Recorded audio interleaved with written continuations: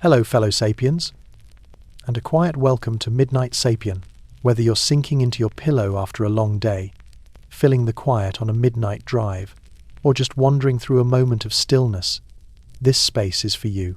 Because tonight, we're stepping into a forgotten world, one buried beneath the golden silence of the Sahara.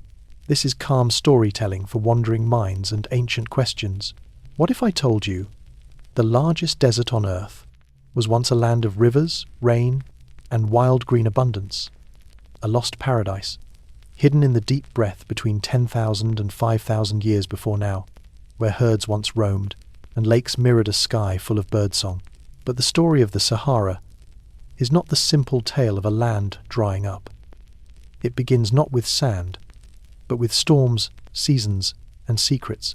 And, if you're the kind of human who finds comfort in ancient climates, vanishing worlds, and the slow turning of time, consider tapping like and subscribe.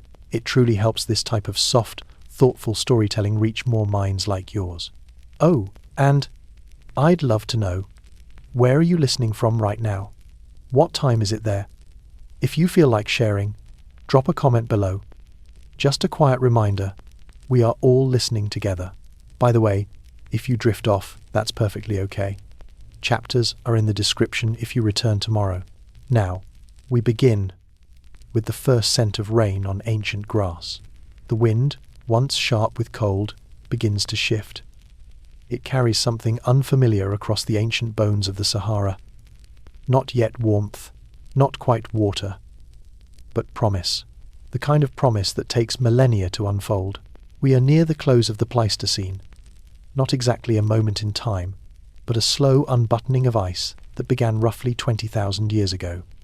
The great glacial sheets, once wrapped around the northern continents, are now weakening, and the Earth, ever tilting, ever circling, begins to breathe differently. What changes first is not visible to the eye. It is orbital. The Earth's axial precession, a gentle wobble in the planet's spin nudges slightly. This wobble takes more than 20,000 years to complete a full cycle, but even the smallest of tilts can move the sky. Slowly, steadily, the intertropical convergence zone, the band of rising air that fuels monsoons, drifts northward. This zone, where solar energy gathers with moisture and bursts into life, begins to touch what is now dry rock and sand. But back then, it was neither. It was something in between, a silence waiting to be broken. The Sahara, in those final centuries of the Ice Age, was not the hot, endless furnace it is now. Instead, it was bitter, cold, harsh, more like high plains tundra than desert, a place defined by wind and absence. Rain was rare, vegetation was sparse. Life, where it clung on, did so in narrow refuges near oases and river remnants, but the bones of possibility were buried deep beneath the surface, waiting. Then, slowly, the sky softened. Paleoclimatic records gathered from ancient lakebeds, speleothems in desert caves, and dust trapped in distant ocean cores show a clear shift around 14,700 years ago. Moisture increases. The atmospheric engine begins to turn. What the data cannot show is how it must have sounded. The first rumbles of thunder, the first soft percussion of rain on parched ground. And what must it have smelled like? The first time water touches a dry land, after centuries of absence, there is no word for that scent. It is older than language. Earth rising to meet air. Of course, we cannot know the exact moment this awakening began. But sediment layers in ancient lake basins across northern Africa show something unmistakable. From the shores of what is now Lake Yoa in the Tibesti Mountains to the buried deltas of the Tamanrasset, we see dark bands of organic life. Pollen from grasses and acacias. Microfossils from freshwater algae. The signatures of life following water. It is not a flood. It is not a sudden event. It is a breath. And the Sahara inhales deeply. We often imagine deserts as dead, but in truth, they are sleeping systems. The Sahara is no exception. For tens of thousands of years it has cycled through states dry and green, barren and blooming. This is not the first greening, nor the last. but it is the most recent that we can touch, that we can piece together through archaeological and geological threads. The Earth's orbital mechanics are not a story of fate, they are a story of rhythm. And in this particular moment, as the glacial chapters close, the Sahara's new verse begins, not with a flood, but with a whisper of rain. The change is slow enough that no single generation could have noticed it. But across centuries, the world breathes in new rhythms. Grasses root where once there was gravel, low shrubs catch water in shallow basins, insects follow, then birds, then larger animals, some of them returning from more hospitable zones to the south. We know this not from stories. There are no stories that survived from this time. What we have instead are the traces left behind in mud, bone, and stone. A shifting isotope signature in ancient snail shells suggests fresher water. The oxygen levels within lake cores tell of rain-fed systems where none should have existed. The land, for a moment, forgets its thirst. In this rising humidity, the skin of the Sahara begins to change. The dust that once ruled the air begins to settle. Fewer dust particles reach the Atlantic. Core samples drilled off the coast of West Africa confirm this. The dust storm belt retracts. The great plumes that once painted skies in ochre and red become rare. Rain, gentle but insistent, begins to take its place. This wetting of the Sahara is not uniform. Elevation, proximity to mountains, distance from the Atlantic, these factors shape the return of life. But across the region, a general truth begins to unfold. Rainfall increases, vegetation expands. In some regions, this transformation happens first around 14,000 years ago. In others, it waits until closer to 11,000. But by 10,000 BCE, there is no doubt. What was once a cold steppe now pulses with green. Scientists call this time the African Humid Period, or, more specifically, the North African Humid Period. The terminology is precise. It spans roughly from 14,700 to 5,500 years ago, though the beginning and end vary depending on location and method of measurement. It is not myth. It is sediment. It is pollen. It is real. Yet what this world looked like in its fullness can only be imagined in pieces. Imagine, if you can, a horizon not broken by dunes, but by acacia trees and golden savannas. Imagine elephants walking paths where now only wind moves. Picture the sound of frogs calling to one another in wetlands that no longer exist. Some of these images are supported by data. Others are artistic reconstructions. But they are not fantasy. They are possibilities anchored in fossil record and climate modelling. And here, in this brief moment of planetary luck, humans begin to arrive. They are not yet builders of cities or keepers of writing. They carry no names that we can read. But their presence is etched in stone. A scatter of microliths here, a hearth circle there, bones cracked for marrow, fish scales buried near ancient shorelines. They come because the land calls them. Water invites, and where there is water, there is life.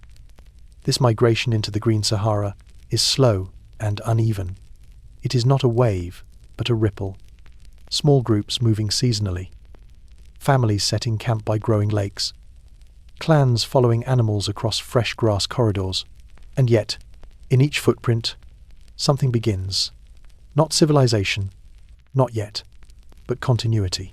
By 9000 BCE, there are people living where no one could have survived 10,000 years earlier. They fish, they forage, they bury their dead, and they listen, always, to the rhythm of the sky. Because every act of life in this landscape depends on the sky's favour, and the sky, for now, is generous. Yet generosity from the sky is never permanent. The same subtle rhythms that bring rain are governed by forces that do not yield to human presence. The earth tilts, the planet wobbles, the monsoons follow, and for a few precious millennia, the Sahara is green. But beneath the surface of this brief Eden, time continues its slow march. Even as lakes fill and herds gather, the cycles continue. And deep in those cycles lie the seeds of change, still far off, still undetectable, but already unfolding, For now, though, the land is awake. The Sahara in this early Holocene moment is a continent within a continent. Its edges stretch across what we now call Mauritania, Mali, Chad, Libya, Sudan. There are rivers here, some flowing on the surface, others whispering beneath. Tributaries cut through rock, gathering seasonal rains and feeding deltas that are long since vanished. In certain regions, the ground is soft enough to capture footprints, and in rare places, those footprints fossilize. In others, the rains carry pollen into basins, where layer upon layer builds a silent record of what once grew. Papyrus, bulrush, fig, all in the heart of what is now one of the driest places on earth. And still the people come, drawn not by maps, but by memory, by instinct, by stories we will never know. Some settle near the great lakes that swell in Chad and Fezzan. Others build transient camps near riverbeds that only run during the rains. Still others wander, season by season, along green corridors that will one day turn to dust. They do not leave monuments, they do not leave books, but they leave shadows in soil, a scatter of worked flint, a pile of cracked bones, the remains of a fish feast shared beside a fire, now reduced to charcoal flecks pressed into hardened clay. In some caves, they leave art, but that comes later. First, there is rain. First, there is the return of rhythm. The idea of climate as story is not new. But in the Sahara, climate is character. It shapes everything. It writes the rules of life. When it rains, the land opens. When it dries, the land closes again. Those who live here must learn to move with it, to remember, to adapt. And for a while, they do. This is the beginning not of civilization, but of presence. A presence that will stretch across thousands of years. A presence that will endure floods and droughts, abundance and silence. And yet, all of it begins here, with a planet that tilts just slightly, with air that gathers moisture, with clouds that, for the first time in an age, come to rest above a sleeping land. And when the first drops fall, the Sahara does not resist. It remembers how to bloom. Roots remember what the sky delivers. In the wake of steady rain and softened air, the land stirs not only with water, but with life responding to that water. Seeds long buried begin to swell and split. Grass reaches toward the sun in thin, green threads. What had been a crust of silence starts to crack open with new colour. The transformation is not dramatic in a single year, nor even in a single lifetime. But over generations, the change becomes undeniable. Botanists studying ancient pollen cores find layers once dominated by dust and desert scrub gradually replaced by those rich in grasses, legumes, and woodland species. Acacia trees, tamarisks, palms, grains that may not yet be farmed, but already move in the wind with the promise of sustenance. This shift marks the deep onset of what scientists call the North African humid period. While its full span may be debated, some suggest 13,000 to 5,000 years ago, others prefer tighter boundaries. It is clear that by 10,000 BCE, something has fundamentally changed. Where there had been desert, now there is savanna. And in that savanna, life multiplies. This is not a jungle. It is not thick or tangled. It is open, wide. A grassland punctuated by trees and low hills. Seasonal wetlands dot the horizon. In the distance, mountains hold moisture longer and serve as anchors for green. The air is rich with humidity. The soil, once hard and cracked, begins to soften enough to hold roots. Animals return, or perhaps never left. Antelope herds begin to graze across plains that stretch far into what is now Algeria and Libya. Giraffes, once thought to belong only to the woodlands of East Africa, appear in the fossil record far to the northwest. Their leggy shadows once walked across this land. We know this because bones endure what breath cannot. There is a sense that the land itself exhales, that life, long compressed by drought and dust, expands again. Evidence of this expansion comes not just from bones, but from ancient lake sediments rich with organic material. Fossils of freshwater mollusks, teeth from grazing animals, traces of ash from early fires lit, perhaps, to drive game or clear growth. Even the orientation of dunes begins to shift in certain regions, shaped now not only by wind, but also by vegetation anchoring the sand. And where there is plant life, there are birds. We can only imagine the sounds, but we know that the presence of insects, flowering plants, and wet zones invites song. The desert's quiet gives way to the clicking of beetles, the fluttering of wings, the low calls of wading birds whose feet once pressed into mud, now dry for centuries. This is the breath of green, not a shout, not an explosion, a quiet, patient reclamation of space. This newly green Sahara is not a blank slate. It holds memory in its rocks. Fossil riverbeds, once dry and scoured by wind, begin to fill again, not as they once were fast and deep, but as seasonal arteries. Ephemeral streams carve narrow channels through softening ground. Shallow pools gather in depressions. The surface begins to hold water, and water invites memory to return. The landscape, once so inhospitable, becomes a mosaic.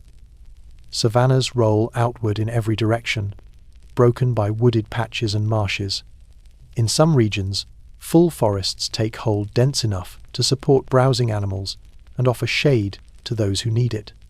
In others, grassy plains stretch until they meet the haze of heat on the horizon.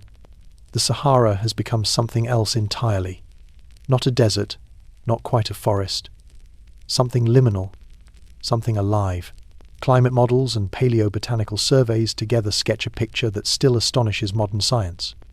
This vast zone, stretching from the Atlantic Ocean to the Red Sea, was covered in vegetation dense enough to support permanent water bodies, migrating animal populations, and eventually humans living not in desperation but with choice. Even the air itself begins to change.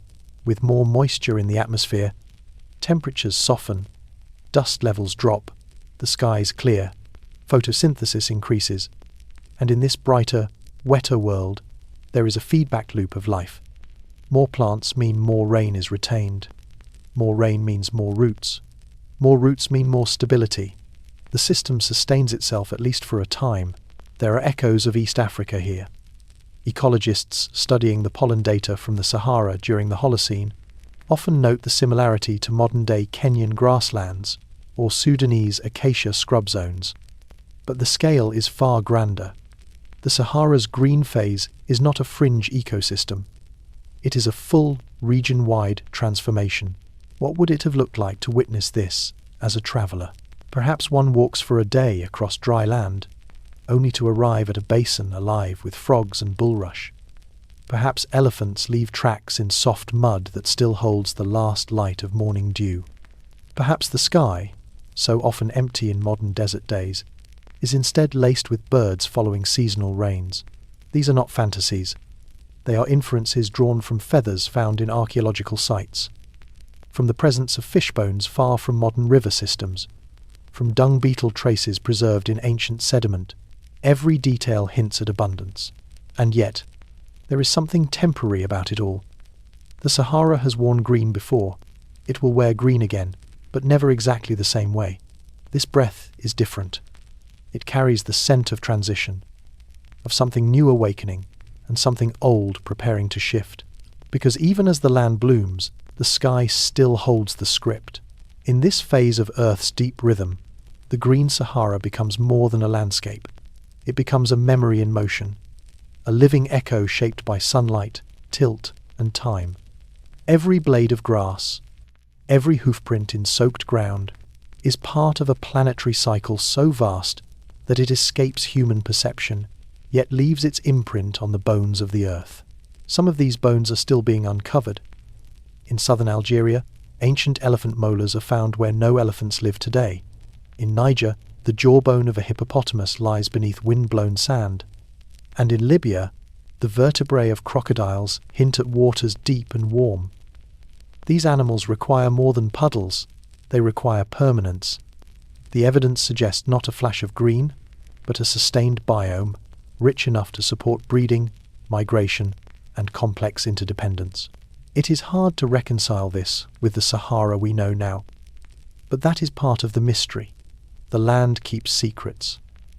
And when it chooses to speak, it does so in fragments. Sediment layers hold microscopic fossils of freshwater diatoms. They bloom only in clean, standing water. Ancient lake cores show them thriving for centuries. Their glassy remains paint a picture clearer than poetry. These were not muddy puddles. They were ecosystems. It is in these ecosystems that humans begin to make their presence known. We cannot be certain where they first stepped in. Perhaps they followed animals. Perhaps they were already here, living at the margins, waiting. But by 9000 BCE, human activity becomes visible across what is now barren terrain. Sites in the Caucasus Mountains, in the central Sahara, reveal early seasonal camps, charcoal from fires, cracked bones, shaped stones, people not merely passing through but staying. They were not farmers yet. They did not build permanent dwellings, but they lived in rhythm with this newly generous land. They fished in lakes, hunted in tall grasses, and foraged beneath tree canopies. And when the rains shifted, they moved. There was space to move. There was time to move. And for a while, the sky allowed it. Birdsong becomes part of their world. It wakes them at dawn and drifts over the lakes in the evenings. It is carried on wind that smells of grass and damp soil. In their ears, it is not remarkable. It is simply life. But for us, the birdsong is a clue, because where the birds go, water has gone first, and where water goes, the story follows. So, the land continues to change, not with rupture, but with breath. Grass grows taller, trees send roots deeper, the sky delivers its rains more consistently, rivers widen, wetlands grow lush. The silence of the Ice Age is forgotten, for now, because every breath, no matter how deep, must be followed by another. Patterns of green across the land are not random. They are not miracles. Beneath every blade of grass, behind every drop of rain, there is a force that moves with the patience of deep time. What bloomed across the Sahara did so because the sky was moved by the earth itself, and so we must ask the question directly. What kind of mechanism could shift the climate of an entire continent? The answer begins with a tilt. The Earth does not stand upright as it spins. Its axis leans roughly 23.5 degrees from vertical, but this angle is not fixed. Over cycles lasting about 41,000 years, the axial tilt slowly increases and decreases. Alongside this, the Earth spin wobbles, tracing a slow circle in the sky, like a spinning top nearing rest. This second motion is called axial precession, and it takes a little more than 20,000 years to complete one full cycle. It is this precession that shifts the timing of the seasons, and more importantly, it shifts the location of the intertropical convergence zone, a wide, cloudy belt of air where trade winds from both hemispheres meet, rise, and spill their moisture. Today, this zone dances near the equator, moving slightly north or south depending on the season. But during the early Holocene, precession pushed it farther north, much farther, into the very heart of what is now the Sahara. This is not just a matter of geography, it is a matter of rain. With the convergence zone drawn northward, the summer monsoons that now drench parts of West Africa travelled into places long starved of water. Regions that today receive less than 1 inch of rain per year likely experienced 10 times that amount or more on a seasonal basis. And not just for a season, for centuries. We have evidence for this from multiple disciplines. Lake cores pulled from deep beneath the desert surface show sediment layers rich in freshwater diatoms. Speleothems, stalactites, and stalagmites, found in caves such as those in the Caucasus Mountains of Libya, reveal isotopic signatures consistent with sustained wet conditions. Even the presence of tufa formations, created by mineral-rich water in lakes and springs, points to decades of standing water, where today there is only wind and rock. This monsoon engine did more than change the weather. It rewrote the ecological script. Once the rains arrived, vegetation followed. Vegetation cooled the surface. Cooler surfaces generated less dust. Less dust allowed more sunlight to reach the land, and more sunlight fueled more rain. It is a feedback loop, delicate but powerful. The land, once dry and silent, became a chorus of interlocking systems. And humans, though small in this vast machinery, moved in rhythm with its pulse. They could not see the tilt, they could not measure the wobble, but they knew when the rains came, they knew when the herds arrived, they knew that the land had changed, and so they followed the rain, never guessing that the sky's generosity was only on loan. To stand in the Sahara today and imagine it green is an act of mental defiance. The silence is so complete, the heat so absolute, the absence of water so total that even the suggestion of rain feels fictional. And yet, this was once a land shaped by the sky's abundance. Paleoclimatologists have long sought to quantify this abundance. Through satellite imaging, they have traced ancient riverbeds called paleo-channels beneath the dunes, some of them hundreds of kilometers long. These hidden rivers, now covered by sand and time, are proof that water once moved with force and direction across what is now barren terrain. The largest of these, the Tamanrasset Paleo River, likely stretched from the Hoggar highlands of southern Algeria all the way to the Atlantic Ocean, fed by monsoonal rains and tributaries from the central Sahara. Its course has vanished from the surface, but radar waves, bounced from orbit and echoed back from below the sand, reveal its winding signature etched into the crust. The river is gone, but its memory remains locked in stone. This is the magnitude of the Monsoon Engine. It was not a drizzle, it was not a passing storm, it was an atmospheric rearrangement that restructured the entire hydrology of North Africa. And the monsoons were not alone. They brought with them all the secondary forces of a living ecosystem: humidity, cloud cover, fertile soils, cooler air, and the gradual build-up of lakes and wetlands.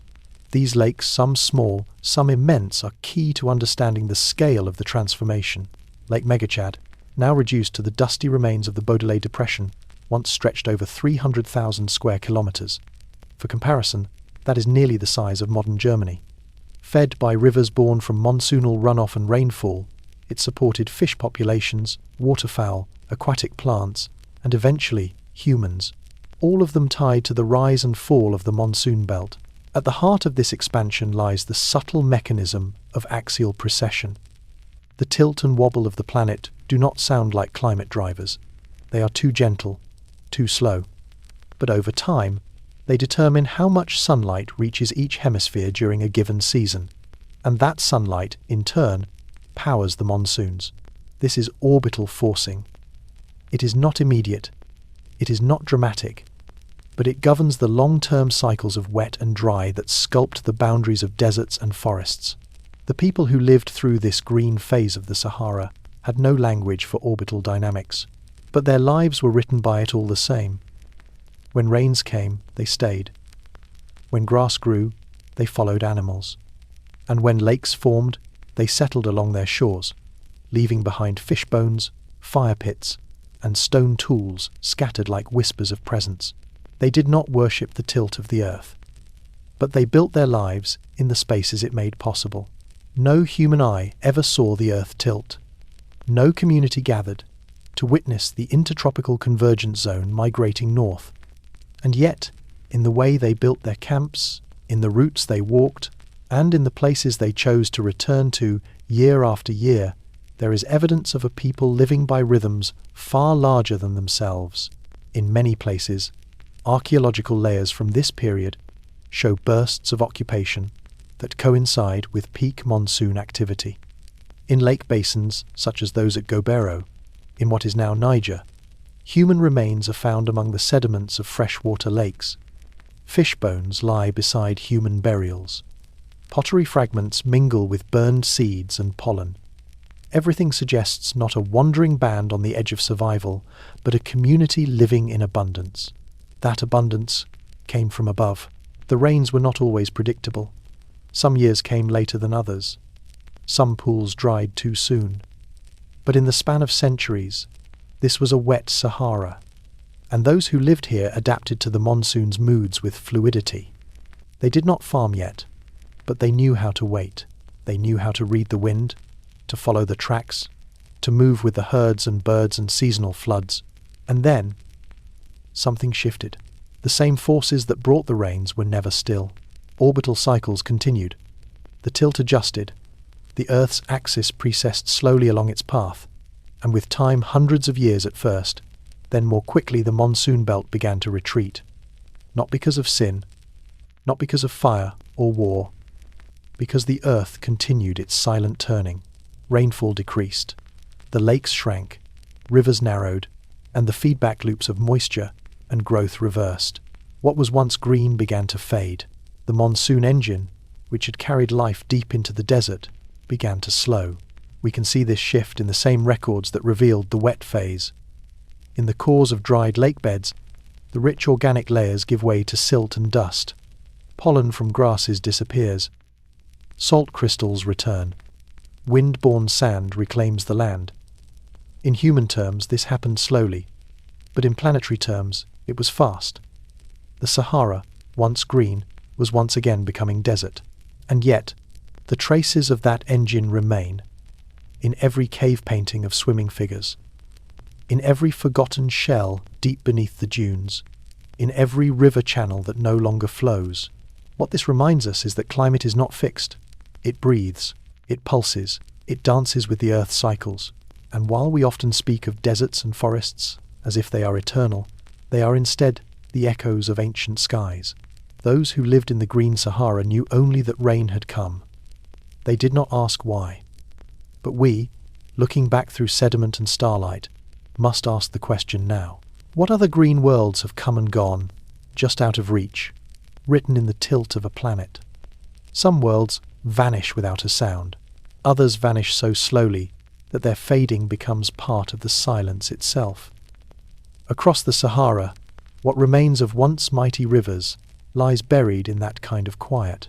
A quiet so complete it almost convinces us they were never there. But they were. The haunting question, then, is how do we trace rivers that no longer flow in a desert that refuses to remember? To find their shadows, we look not with eyes, but with satellites. We scan with radar that peers through sand, bouncing signals deep into the Earth's crust, and returning with whispers of geometry. These whispers form lines. Some curve, some branch, some flow together, like the tendrils of a memory almost forgotten. These are paleochannels, dry beds of ancient rivers. Some have not carried water for more than 5,000 years. Others have been dry for far longer. Among the most astonishing of these ghost rivers is the Tamanrasset River system. Hidden beneath the Western Sahara, this vast network would have rivaled the Nile in length and influence. Its imagined course stretches from the highlands of southern Algeria and Mali, winding through what is now Mauritania, and ultimately emptying into the Atlantic. Today, all we see is sand. But beneath that sand lies a channel over 500 kilometers long, braided with tributaries and deltas carved by water that once surged in rainy seasons. This river, like so many in the prehistoric Sahara, was seasonal. It would have flooded in pulses, fed by the monsoon rains we now understand to have pushed deep into the continent. When flowing, it carried sediment, fish, and life.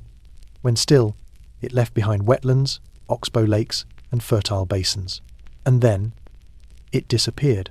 The causes are not mysterious. The retreat of the monsoon belt, guided by Earth's axial precession, pulled the rains southward. The river, deprived of its source, dried in stages. As it died, vegetation thinned, the air became drier, and dust began to rule once more. But in its time, the Tamanrasset would have been a corridor of life. Its banks likely hosted grasses, trees, and all manner of grazing animals. Hippos may have wallowed in its quieter bends. Crocodiles, whose fossilized remains have been found across the Sahara, surely hunted in its currents. The people who followed the rains would have followed the rivers too, finding food, water, and shelter in their proximity. We cannot excavate the entire course. Much of it lies beneath sand too deep to dig, or rock too remote to reach. But remote sensing technologies, particularly synthetic aperture radar, have allowed scientists to map these hidden systems in detail. The data is not speculative. It reveals tributary junctions, braided channels, and even floodplains. These were not small streams, these were arteries, And now they sleep, not lost, but waiting. Even as the sand hides their bodies, these rivers continue to shape the Sahara. Their ghost channels still influence how wind moves. Dunes align with ancient flow lines.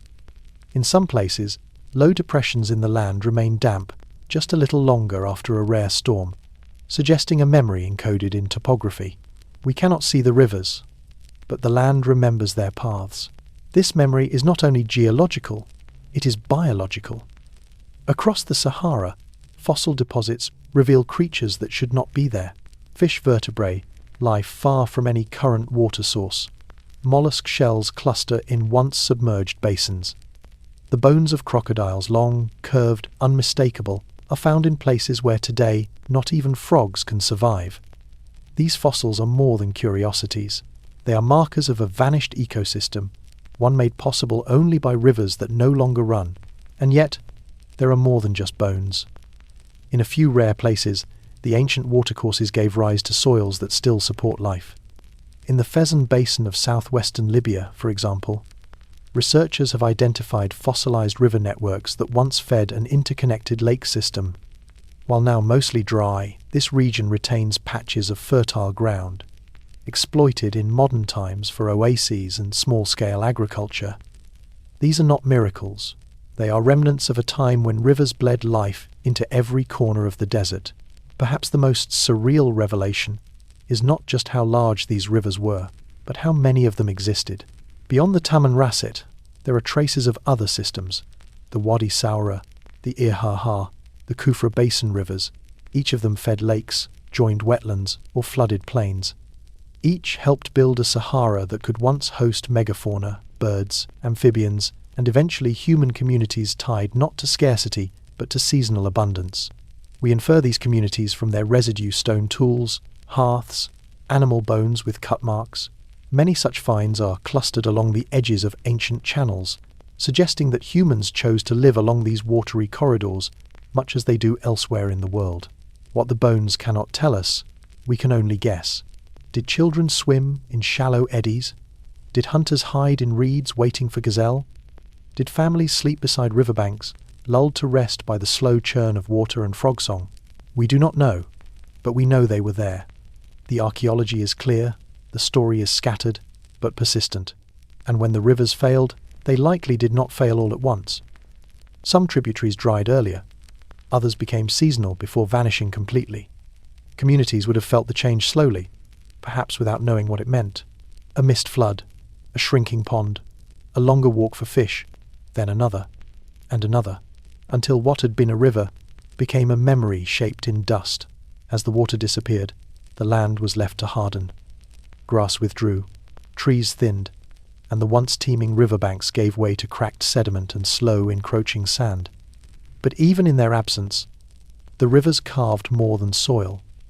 They carved migration routes, memory paths, and the very orientation of survival. We know this because even long after the rivers dried, people still moved along their courses. This pattern shows up across multiple regions. In the central Sahara, late Holocene rock art appears clustered around former floodplains. It shows images of herds and hunters, but also boats, long, narrow vessels etched into stone, where water has not touched the ground in thousands of years. The scenes are quiet, but they are insistent. Someone saw rivers here. Someone remembered. These memories, held in pigment and line, echo a time when rivers were the scaffolding of life. They were not simply resources, they were calendars, boundaries, and maps. People likely timed their movements by the floods. Animals followed these same paths, grazing on the lush banks and leaving trails that people read like open books. And yet, all of it depended on rainfall. When the monsoons retreated, the rivers went with them. Not in a single season, not in a storm, but in silence. A silence that deepened year after year as wetlands shrank and pools evaporated and tributaries became dust corridors. No catastrophe marked their end, just the slow, rhythmic withdrawal of the sky's generosity. In modern times, the only visible traces of these river systems are often subtle. A faint line of trees in satellite images, a winding depression in the terrain, a pattern in dune alignment that betrays something older beneath. And under the surface, in the saturated pores of ancient sediment, the last echoes of flow, this is where science meets reverence. For we cannot restore these rivers, we can only recognize them. Through satellite data, ground-penetrating radar, and the painstaking study of fossils and artifacts, we piece together their story. A story not of one river, but of many, not of one extinction, but of a gradual fading. Some researchers believe that, deep underground, remnants of these systems still hold water.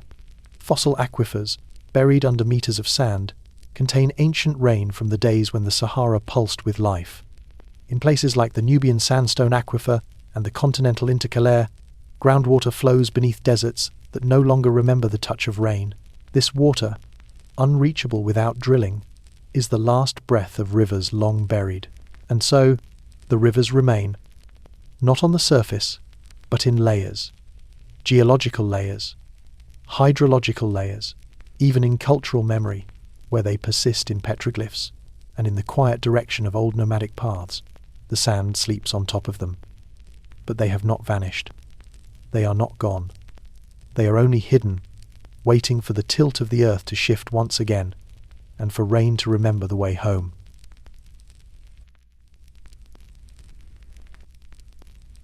In the silence that followed the river's retreat, something larger still lingered on the skin of the land.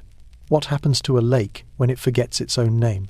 The answer lies in wide, dry basins that stretch across the heart of the Sahara, like the outlines of dreams too large to remain. These were not small pools or seasonal marshes, they were inland seas. Lake Megachad, perhaps the most magnificent of them all, once covered more than 150,000 square kilometers. That is nearly the size of the modern Caspian Sea. And unlike its shrunken ghost today, Megachad was alive with movement. Water flowed into it from the ancient rivers, the Tamanrasset, the Bahr el Ghazal, and others no longer visible to the eye. Its surface pulsed with the rhythm of monsoon rains. Its shores teemed with life. Fish, hippopotamus, crocodiles that basked on the silted edges. What remains is a dust bowl called the Baudelaire Depression. It is difficult to reconcile. To stand in that place today, surrounded by dunes and choking dust, is to be assaulted by contradiction. There are no gulls, no reeds, no reflection. And yet, satellite altimetry and sediment cores whisper another story. They show shorelines etched into the earth like forgotten tattoos. They reveal layers of freshwater mollusks, diatoms, pollen, evidence that is stubborn, incontrovertible. It tells us that at its fullest, between about 11,000 and 5,000 years ago, Megachad may have been among the largest freshwater lakes the planet has ever known. But there was more than one. To the north, in what is now Libya, Lake Fezzan swelled between sandy ridges. Its waters fed a web of swamps and reed beds, and perhaps even supported small communities of early Saharan peoples who harvested fish with baskets and built homes of mud and thatch. In central Algeria, smaller but no less persistent, ancient Lake Igahar spread like a mirror in the mountain's shadow. Its presence is known not through modern water, but through dust-buried deltas and rock shelter paintings that show long-horned cattle standing near water's edge. So many names we have given them, but names that come late. These lakes existed before we mapped them, before we spoke of Africa as a continent of deserts. They were born from the pulse of Earth's orbit and breath of the monsoon. They blinked into being when the skies grew generous, then dried up when the rains retreated south. And they changed everything. They opened migration corridors, nourished herds, and anchored the lives of early humans who likely timed their movements with the slow rise and fall of waterlines. In the presence of such lakes, life was not marginal. It was lush. But lushness is a fleeting gift in this part of the world, and even the greatest lakes have memories shorter than stone. In the deep heart of the Sahara, traces remain where water once shaped everything. These basins were not only geographic features, they were timekeepers. For early humans and animals alike, the lakes functioned as calendars. Seasonal pulses of water dictated when to gather, when to travel, when to birth and bury. Lake Megachad, in particular, may have had shorelines that shifted tens of kilometers across generations. This wasn't still water. It breathed, flooded, shrank, and returned again, and with it came movement. The lake became a magnet. Herds of aurochs and antelope traced its edge. Birds, once seasonal migrants, took up permanent residence. For humans, the water was more than survival. It was an invitation. Archaeological evidence along former shorelines suggests repeated, deliberate return. Fish bones, grinding stones, potsherds tempered with grass. Here, people not only passed through, they paused. They cooked, they made tools, they raised children, they buried their dead. But the lakes also taught people to live lightly. These were not settled civilizations with cities and walls, no temples, no written records. Instead, their memory survives in a handful of footprints pressed into ancient mud, now turned to stone, in hearths abandoned just before the rains failed, in cave paintings of fish now stranded thousands of kilometers from the nearest stream. These people adapted to the water's moods because they had no choice. Predictable rain was illusion. Water was a privilege on loan from the sky. Lake Fezzan tells a similar story. Its basin once linked to a broader Saharan wetland network, perhaps part of a humid corridor between the Sahel and the Mediterranean. Paleo lakes like Fezzan and Igagar gave birth to ecosystems that are now lost. Snail shells, papyrus root impressions, the skeletons of crocodiles, their jaws splayed wide in the sand as if still waiting for the next meal. Today, their fossils are all that remain. Yet they point to an ecosystem of abundance and fragility. The most haunting feature of these lakes is not their size but their absence. A person walking through the Baudelaire Depression today may be unaware that they are pacing across a vanished shoreline. A geologist with the right tools, however, can read the clues like Braille. A slight rise in the land here marks a wave-cut terrace. A patch of loose shells there, long dead, but whispering of fresh water. Underneath the crust of dry salt, thick beds of organic clay hint at centuries of sediment laid down by slow, shallow water. These are not remnants of a storm. They are evidence of a persistent presence, a place that knew rain long enough for things to take root, long enough for people to build rhythm into their lives. But rhythm is never permanent in the Sahara. The same forces that brought rain would, in time, steal it away. The great lakes would recede, not in a dramatic vanishing act, but in a drawn-out sigh. And in their place would come silence, dust, memory pretending to be land. Even after the lakes were gone, their ghosts lingered in the land. From above, satellite imagery reveals the fingerprints of water across the desert floor. The outline of Lake Megachad appears like a stain on the earth, a basin stretched over 500,000 square kilometers, larger than the Caspian Sea today. It is hard to imagine such a thing hidden in plain sight, but dust has always been the Sahara's greatest disguise. Beneath the surface, sediment cores tell stories of pollen and diatoms. They are the diary entries of water. Some of the most compelling evidence comes not from geology, but from the bones of fish. In what is now Chad and Niger, archaeologists have unearthed piles of catfish, vertebrae, and tilapia scales, far from any modern river. These remains are not random. They suggest long-term fishing practices, perhaps even seasonal harvesting, tied to the lake's ebb and flow. These people knew the habits of fish the way others knew stars. They tracked spawning. They carved hooks. They smoked meat on stone-lined fires. And then they adapted. As the water retreated, communities followed it or learned to live with less. They moved inland, closer to the shrinking core of the lake. They abandoned fishing and turned toward grazing. Where once there were nets, there were now herds of cattle. Water troughs replaced fishing lines. Stories changed too. Perhaps myths of flood and drought were passed down as memory folded into belief. But the shift was slow, not sudden. The lakes did not vanish overnight. They dwindled as if trying to remain. For centuries, they played a quiet game with the climate. Each drop of rainfall was a wager against extinction. When the intertropical convergence zone finally withdrew southward for good, the lakes had nothing left to bargain with. The winds came. The sun hardened the exposed sediment into cracked plates. And where once frogs called, now only sand moved. Yet not all was lost. Some lakes fought to remain. In deep depressions, groundwater pooled in shaded hollows. These oases, fed by ancient aquifers, kept life going in pockets. Palms took root along their banks. Camels would one day drink from their shallow edges. But these were echoes, not continuations. The megalakes were gone, and with them, the world they sustained. Their silence became the backdrop of a new Sahara, one not of abundance, but of absence. Today, scientists use radar to map these forgotten basins. Their outlines are drawn not in water, but in reflection. The land remembers. Under dunes 100 meters thick, valleys still slope toward invisible shores. Dry tributaries cling to direction. Even in death, the lakes point somewhere, and perhaps that is what makes them unforgettable. They are not truly gone. They are only hidden. Covered, yes, but not erased. Each gust of wind that moves sand across the desert might uncover a ripple once carved by water. Each step across a dry plain might echo a footfall beside a shore. In the Sahara, what disappears does not always vanish. Sometimes it simply waits. What does it mean when the driest places on Earth cradle the fossils of creatures that only thrive in water and green?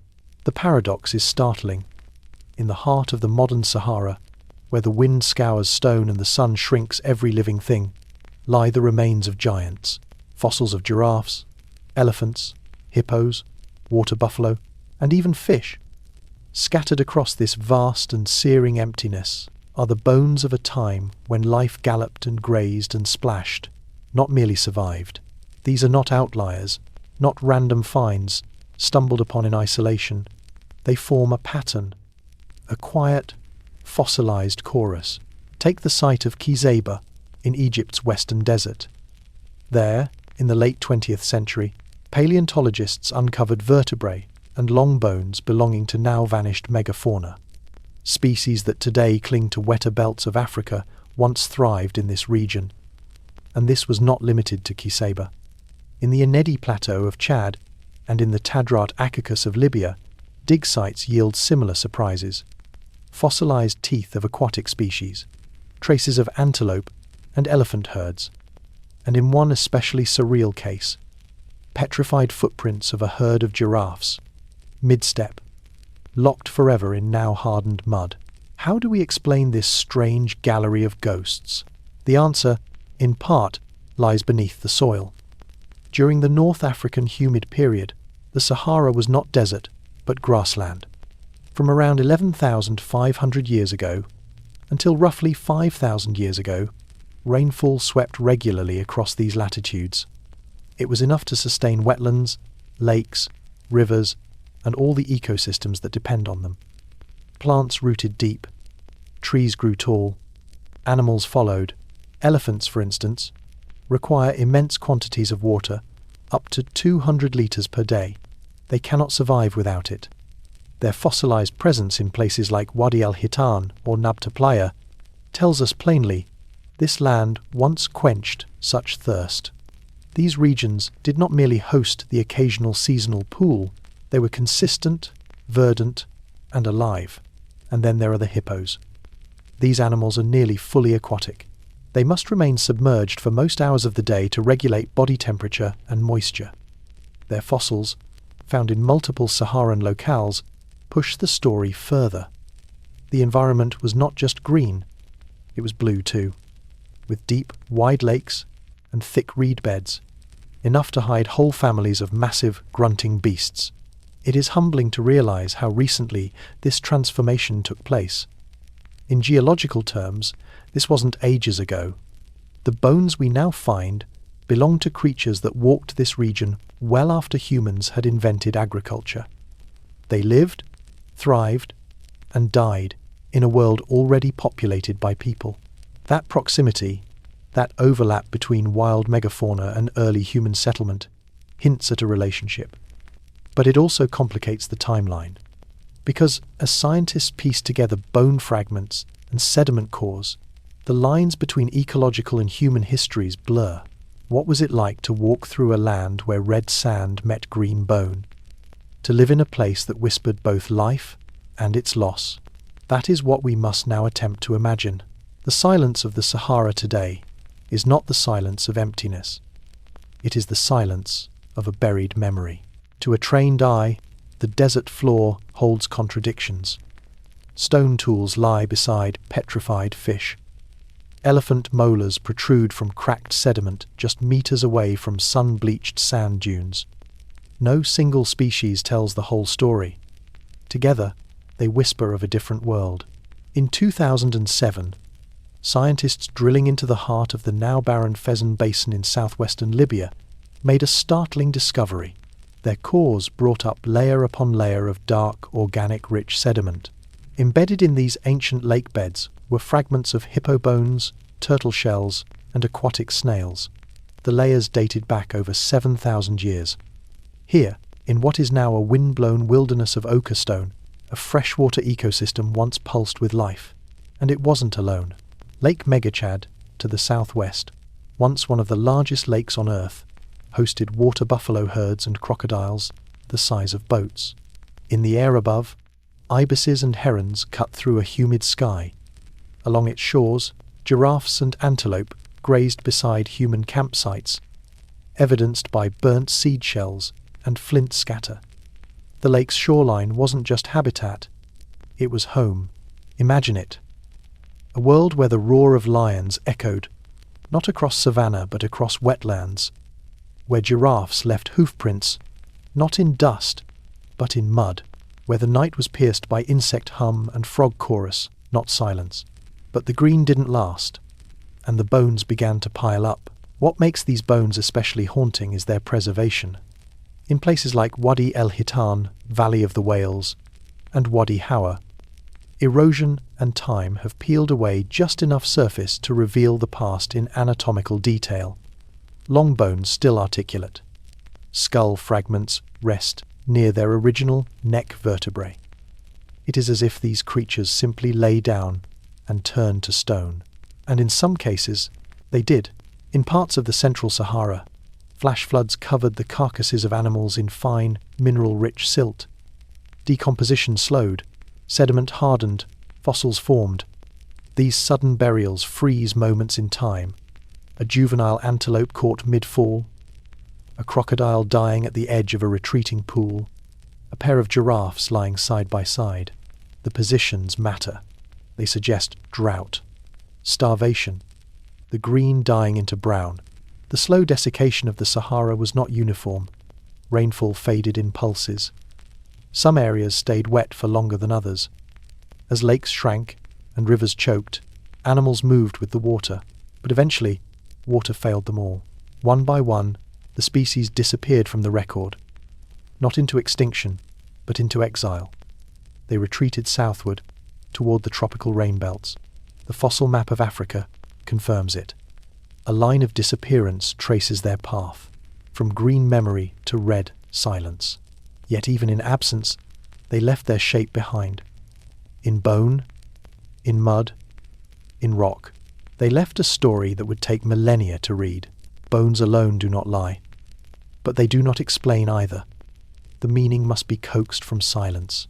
In the 1990s, deep in the Enedi Plateau of Chad, researchers uncovered a ridge of fossil-bearing soil that held something unexpected, a nearly complete skeleton of a hartebeest, a grassland antelope, buried in what is now a dry cliff. The animal's limbs were folded gently, the way herbivores often die when they collapse from exhaustion. The soil around it was once a floodplain, not desert, not even scrub, green. Nearby, fossilized footprints of other herbivores crisscrossed what used to be a muddy embankment. One trackway showed a trail of buffalo calves, their smaller prints pressed lightly beside deeper adult steps. It wasn't just the bones, it was the behavior. This wasn't a fluke migration. This was home. Every fossil speaks to more than anatomy. A giraffe's neck vertebra, unearthed near Wadi Tanazuft in Libya, tells us it once fed on acacia trees where now there is not a single shrub. A hippo's molar, found hundreds of kilometers from modern water lines, tells us about a vanished river system big enough to feed giants. The bones of Nile perch fish, that today require vast freshwater habitats, have been found in what are now barren depressions, filled only with wind, and humans were never far behind. Charred bones show signs of butchering, cut marks, impact fractures.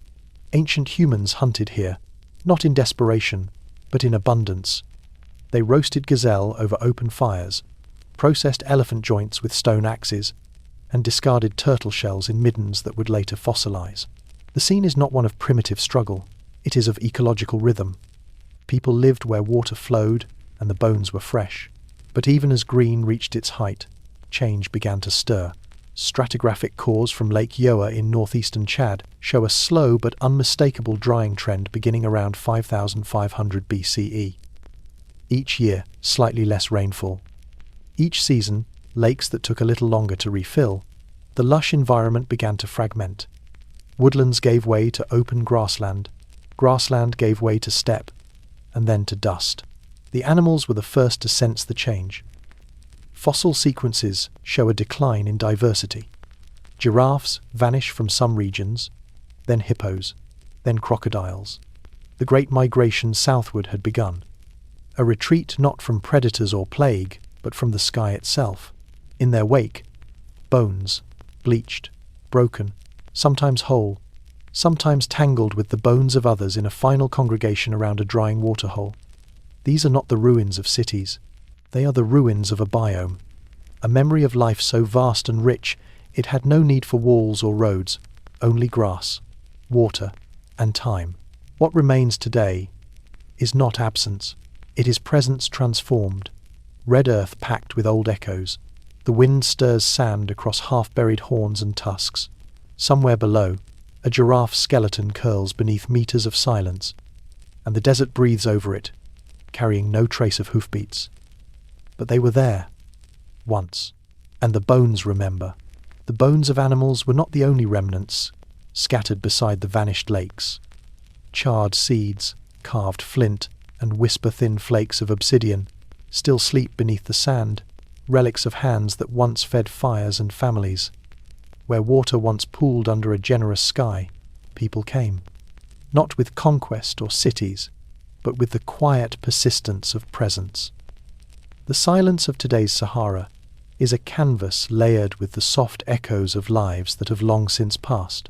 What kind of life stirred in the wetlands and riverbanks of a Sahara reborn? Before the dunes rose to swallow the past, there were seasons. Rains that followed the sun's rhythm filled rivers with silver and spread lakes like glass across the land. Grasses grew tall. Acacias dropped pods rich in sugar. Insects clicked beneath thick shade, and fish swam in shifting shoals where children once played. We cannot name those children, but the things they left behind tell us they were there. At sites like Gobero, in what is now Niger, archaeologists have unearthed graves cradling skeletons with arms crossed, as if still dreaming. Some are wrapped in flowers, their pollen fossilized in the sediment. Others rest with carved pottery, or necklaces of pierced shells, suggesting that these early Saharan people held rituals, meaning, and memory. Radiocarbon dating places them around 8,000 years ago. These were not just hunters tracking herds. They were communities, clustered around water like birds around a spring. Their tools speak of adaptation. Microlith's tiny stone blades were hafted into wood or bone to form composite spears. Grinders hint at plant processing. Scrapers tell of hide work. And there are fish hooks too. Made from bone or ivory, they suggest nets and lines cast into waters that have since turned to dust. To gather such a variety of tools, some form of shared knowledge must have existed. Knowledge passed between generations, knowledge carried in stories. But the traces are delicate. A fire pit here, a scattering of burned seed pods there, a flint core buried beside a fractured snail shell. These are not the bold monuments of later civilizations. They are quieter things, daily things, and perhaps that is what makes them all the more intimate. We can almost picture the woman grinding sorghum on a stone, her baby tied to her back, the man sharpening a spear by the flickering light of a small flame, the laughter of children chasing each other through tall grass, unaware of the deep-time future in which we would find their footprints. It is difficult to say exactly who these people were. The term Kiffian is often used to describe the older population found at Gobero, tall, robust individuals with strong limbs, likely adapted to a hunter-fisher lifestyle.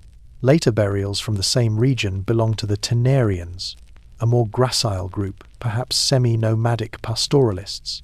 The reasons for this transition remain debated. Was it climate, conflict, or simple cultural evolution? The evidence is thin, but the patterns are real. The patterns are real, even when the names are not. In the shifting archaeological layers, we find echoes of transformation.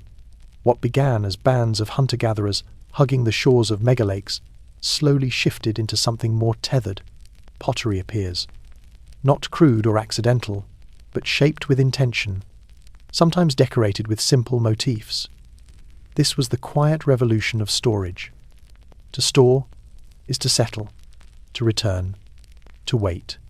And to wait is to become something more than merely migratory. Fish bones outnumber the bones of land mammals in many sites.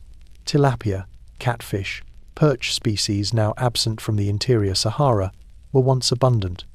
The tools to catch them grew more refined over time. Harpoons carved from hippo tusk or polished bone, show barbs carefully notched to hold fast to writhing prey. Some harpoons are large, too large for the shallow lakes that remain today. They hint at deeper waters, teeming with life and memory. Charred acacia seeds found near hearths tell us they roasted pods for food. Wild sorghum residues on grinding stones speak of early plant use. But the clearest sign of change lies in the bones of animals. Not wild herds, but managed ones. Some cattle bones show wear from tethering. Others indicate penned living.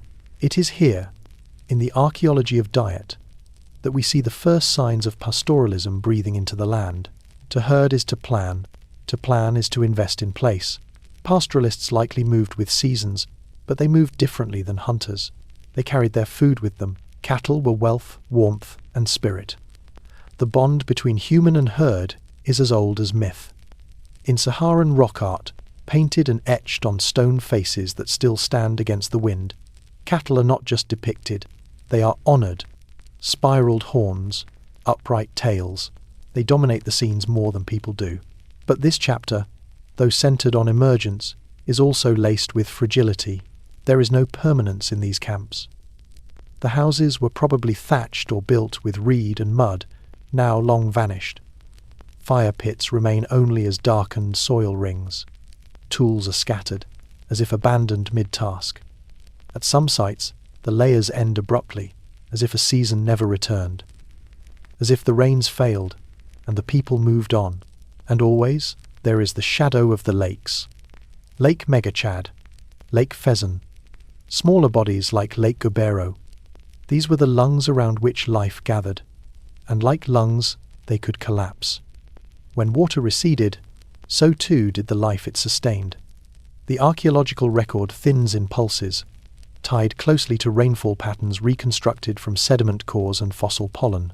In this vanishing, we begin to glimpse the fragility of memory itself. The past is not a wall, but a shoreline. Each storm washes a little more away. Each dune that forms buries a story that may never be told. And yet some stories linger, in flint and ash, in fish bones and footprints, in the way a pot was made and then broken. The broken pot is more than refuse. It is punctuation. It tells us someone lived here, paused here, ate here, dreamt here, and then, one day, did not return. The wind lifted their footprints, but the shards remained. Archaeology, at its core, is not about what is whole. It is about what survives breakage. In the sands of Ouanafuda, a rock shelter in modern Libya, archaeologists found more than tools and bones. They found the burial of an infant, wrapped not in cloth, but in care. The child was placed in a shallow pit, cradled with shell beads, fragments of ochre, and the husk of a turtle shell. No written record can speak with greater clarity than that quiet act of love. This was not a discard. This was a farewell. Elsewhere, in the region of Wadi Tanazoft, hearths repeat in clusters, as if families returned seasonally to the same sites.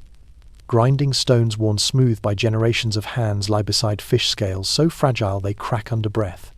There is rhythm here. There is the suggestion of memory passed not through words but through repetition. And yet, everything about these camps is provisional. These were not empires, not kingdoms, no kings, no temples, no monuments, only people.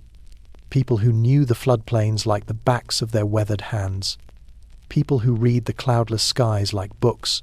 People who told stories beside fires now cold for thousands of years. We do not know their names. We may never know their languages. But we can know something of their choices.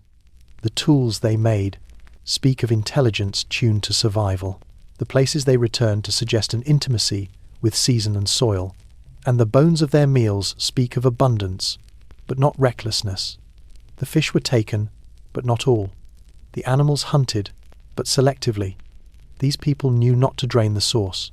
Perhaps that is what echoes loudest. That wisdom wrapped in silence. As the North African humid period surged in and out, so too did the people. Their numbers may have swelled with the lakes, then scattered with the droughts. New groups replaced older ones. Knowledge was lost, then reinvented. The camps, in this way, are palimpsests. Each generation scraped the slate of the land and wrote its own survival story, atop the faded script of ancestors. In time, the grasses would thin, the water would pull back. But before that silence returned, the Sahara was alive with voices. Children learning to gut fish, elders watching the sky for storm signs, women gathering seeds, men tracking footprints near drying streams. Their camps were not permanent, but their impact endures in the dust, not because of grandeur, but because of presence. They were here, and now we listen. From a place that today breaks the horizon with nothing but emptiness, we piece together a life once full of movement, of making, of mourning, of meaning. And the story continues, written not in ink, but in obsidian flakes and soot, in pollen and pottery, in echoes that refuse to fade. Even now, beneath the moonlit quiet of the dunes, the bones still whisper their vanished world. But bones do more than whisper. In rare places, they sing in chorus, embedded not just in silence, but in mud, in layers of silt, ash, and calcified time. The question that arises here is simple, yet stirring.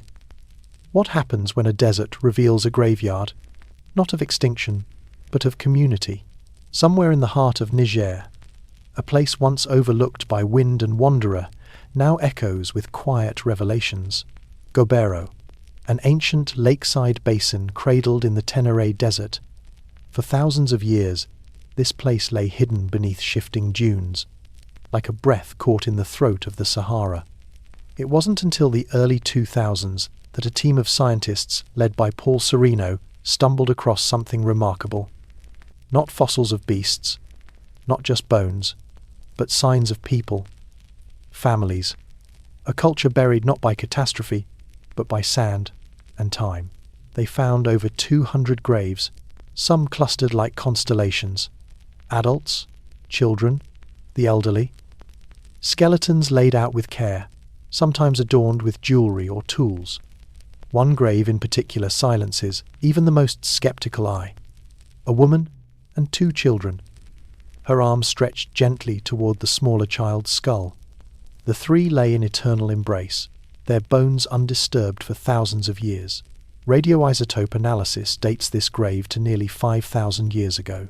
Not the beginning of the Green Sahara, but the closing chapters of its last breath. What makes Gobero extraordinary isn't just the abundance of skeletons, it's the continuity. 2 distinct populations seem to have lived here, separated by centuries. The first group, known as the Kifians, were robust, hunter-fisher folk.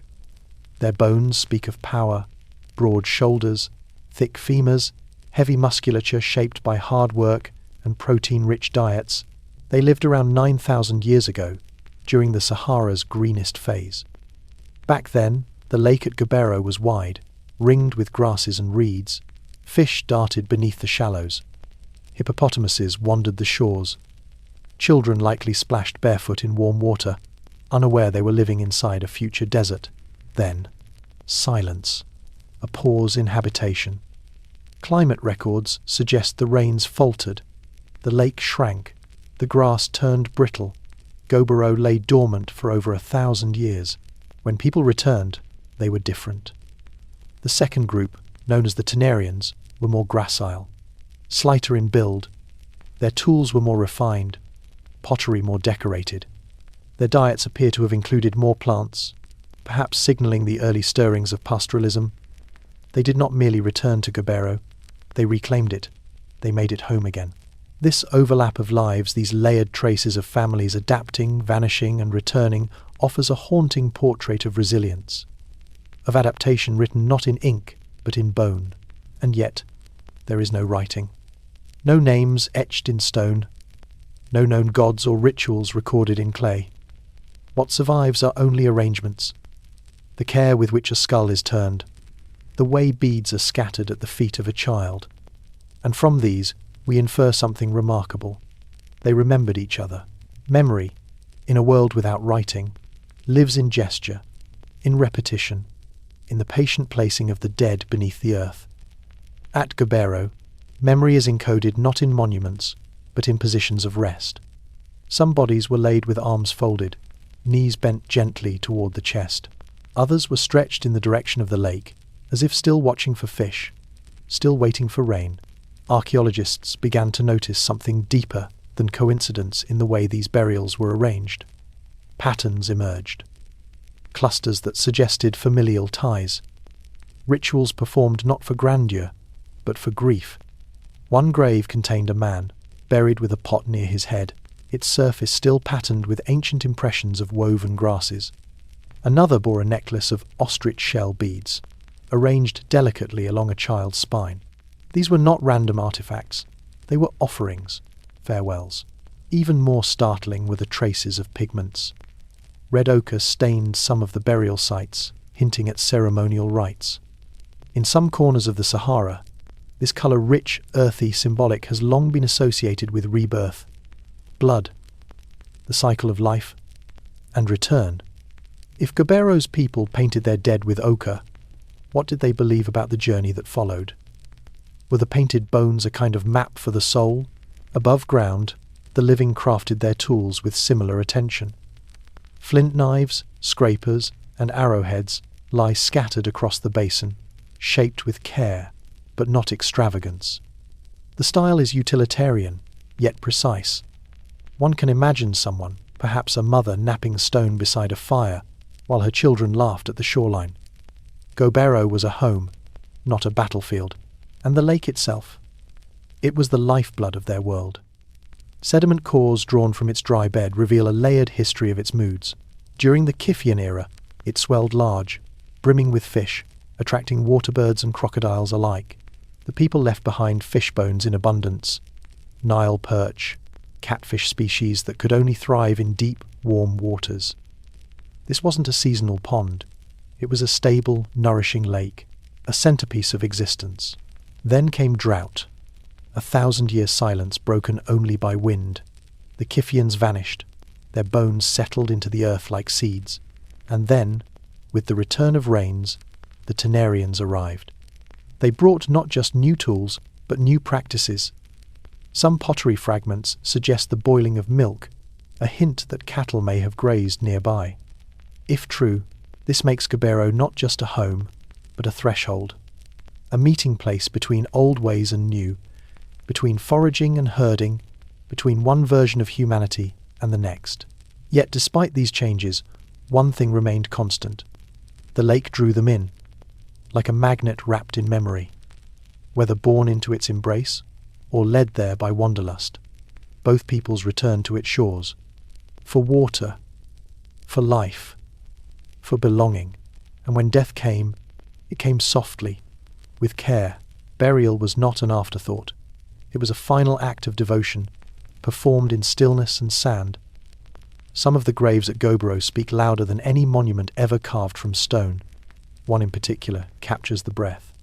A woman lies on her side, her spine curved as if still asleep. Two children rest beside her, their arms entwined in hers. They had been buried together, their hands touching across eternity. Scientists call it a triple burial, but it is something more, a poem, a moment of love fossilized. The precision of the arrangement suggests not panic, not disease, but intention. Perhaps they died together, in a flood or sickness. Perhaps not. What matters is how the living responded. With ritual, with reverence. They placed the bodies gently, as if tucking them into memory. They sprinkled ochre. They left bone pins, beads, and fragments of hope. Time collapsed in the arms of that mother, as future generations stared down into the past and saw themselves. Such intimacy redefines what it means to be ancient. We often picture prehistory as brutal. Short lives, hard lives. But Gobero insists otherwise. It tells of a people who fished by moonlight, who buried their dead with ceremony, who crafted ornaments not for trade, but for beauty. Some of the pottery shards bear fingerprints, the last touch of hands long vanished. Their meals were not rushed. The bones show little sign of violence. Their lives may have been short, but they were not empty. And the landscape they inhabited was not one of hardship, but of plenty. The Sahara during this time was generous. It offered wetlands rich in reeds and lilies, trees heavy with fruit, and skies teeming with migrating birds. The people hunted gazelle and hartebeest. They gathered wild grains. They built fires not just for survival, but for story. At night, as the stars emerged over the lake, they would have looked up at constellations now forgotten. The same skies we gaze at today stretched above their world, though tilted slightly by the procession that had summoned the rains. They may have traced patterns in the stars, passed down names, taught their children which ones guided the herds, and which ones marked the season's return. Gobero was a cradle, but not an eternal one. Eventually, the cycle that gave birth to this green world began its retreat. The rains pulled back. The lake shrank. Fish grew scarce. The people scattered, but they did not vanish. They left behind clues for those who would listen. Shell beads, burial sites, broken pots. These were not remnants of a failed people. They were signposts. Proof that even in deep time, humans were already human. Long before cities, before writing, before history's ink touched papyrus. There were stories, and those stories were lived here, in the mud and light of a Saharan lake. They do not ask to be understood, only remembered. The lakes had long since retreated. Their ripples faded into dust, but the contours of memory remained, etched in limestone and sand. Beneath the wind-polished crust of Niger's Tenere Desert, the archaeologists' brushes halted not on stone, but on something stranger. A curve of bone, a hollow of skull, then two smaller bodies tucked close. What kind of silence lingered here for 8,000 years? Gobero is not the only burial site from the Green Sahara, but it is one of the most haunting. Discovered in 2000 by Paul Sereno and his team, the site revealed a cemetery unlike any previously known in this region. Over 200 human burials lay beneath the sand, some decorated with grave goods, others untouched, simple skeletal outlines in shallow graves. Among them was what researchers cautiously described as a triple burial. A woman lying on her side, her arms encircling two children. Even in death, they were positioned as if caught mid-embrace, heads tilted inward, fingers curled. Their bones told no stories of violence nor any clear sign of trauma. Radioisotope dating placed them around 6,000 years ago, a time when the Sahara was still green, still wet, still full of life. Yet something had ended here, quietly. There are things the bones cannot say, but the grave stillness speaks of ritual, of tenderness, perhaps of a sudden loss or a slow farewell.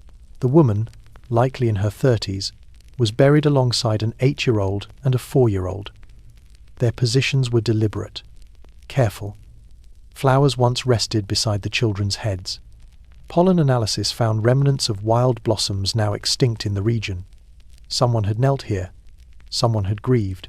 What does it mean that the oldest cemetery in the Sahara reveals not conquest but care? Scientific caution tempers our instincts.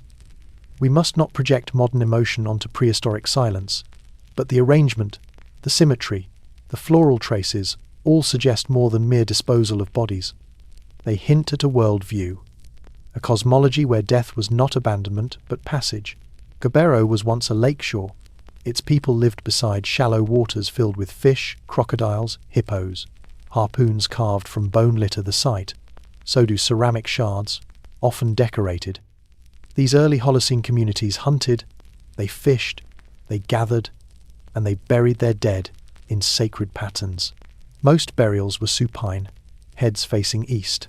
Some wore jewellery fashioned from shells, others had bracelets of hippo ivory. The dead were not cast aside. They were placed, positioned, and marked. And then came the drought. By 5,000 years ago, the lake dried. The green veil lifted. Gobero was abandoned. Its people either vanished or moved elsewhere, carried by the retreating rains. But what remains, frozen in the sediment, is this family. Arms entwined, a tableau of affection untouched by wind or time. What, then, are we really seeing when we stare into the stillness of Gobero? Is it the loneliness of death, or the persistence of love? In the shadows of long-dead lakes, memory clings to minerals. The triple burial at Gobero is more than an archaeological find. It is a moment fossilized in time, a breath held across millennia. What drove a mother to cradle her children in death, just as she may have in life? No tool can measure that. No scanner can decode it. Yet the scene refuses to be indifferent. Gobero was occupied during two main periods. The first, from around 9,700 to 8,200 years ago, belonged to a group scientists call the Kiffian culture. These early settlers were tall, strong-limbed fisherfolk. Their bones tell of physical endurance, a life shaped by the chase and the cast. But the triple burial did not belong to them. It came later, roughly 1,000 years after the Kiffians left. Likely driven away by a dry interval, another people arrived. Smaller in build, more gracile.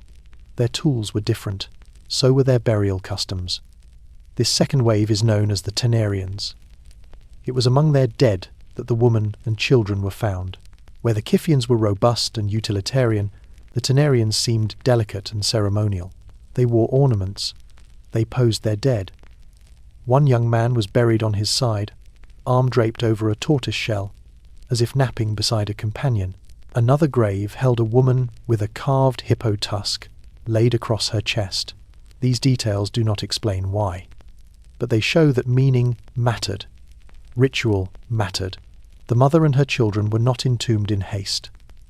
They were laid to rest in a way that demanded time. Someone washed those bodies. Someone gathered those flowers. Someone dug the grave, perhaps in silence, perhaps in song, and someone placed them, gently, together. Paleogenetic analysis is difficult in desert climates. DNA degrades. Yet isotope studies suggest these people drank from stable water sources and ate a consistent diet rich in fish and wild grains. Life here was hard, but not chaotic. Communities were stable enough to bury their dead with care.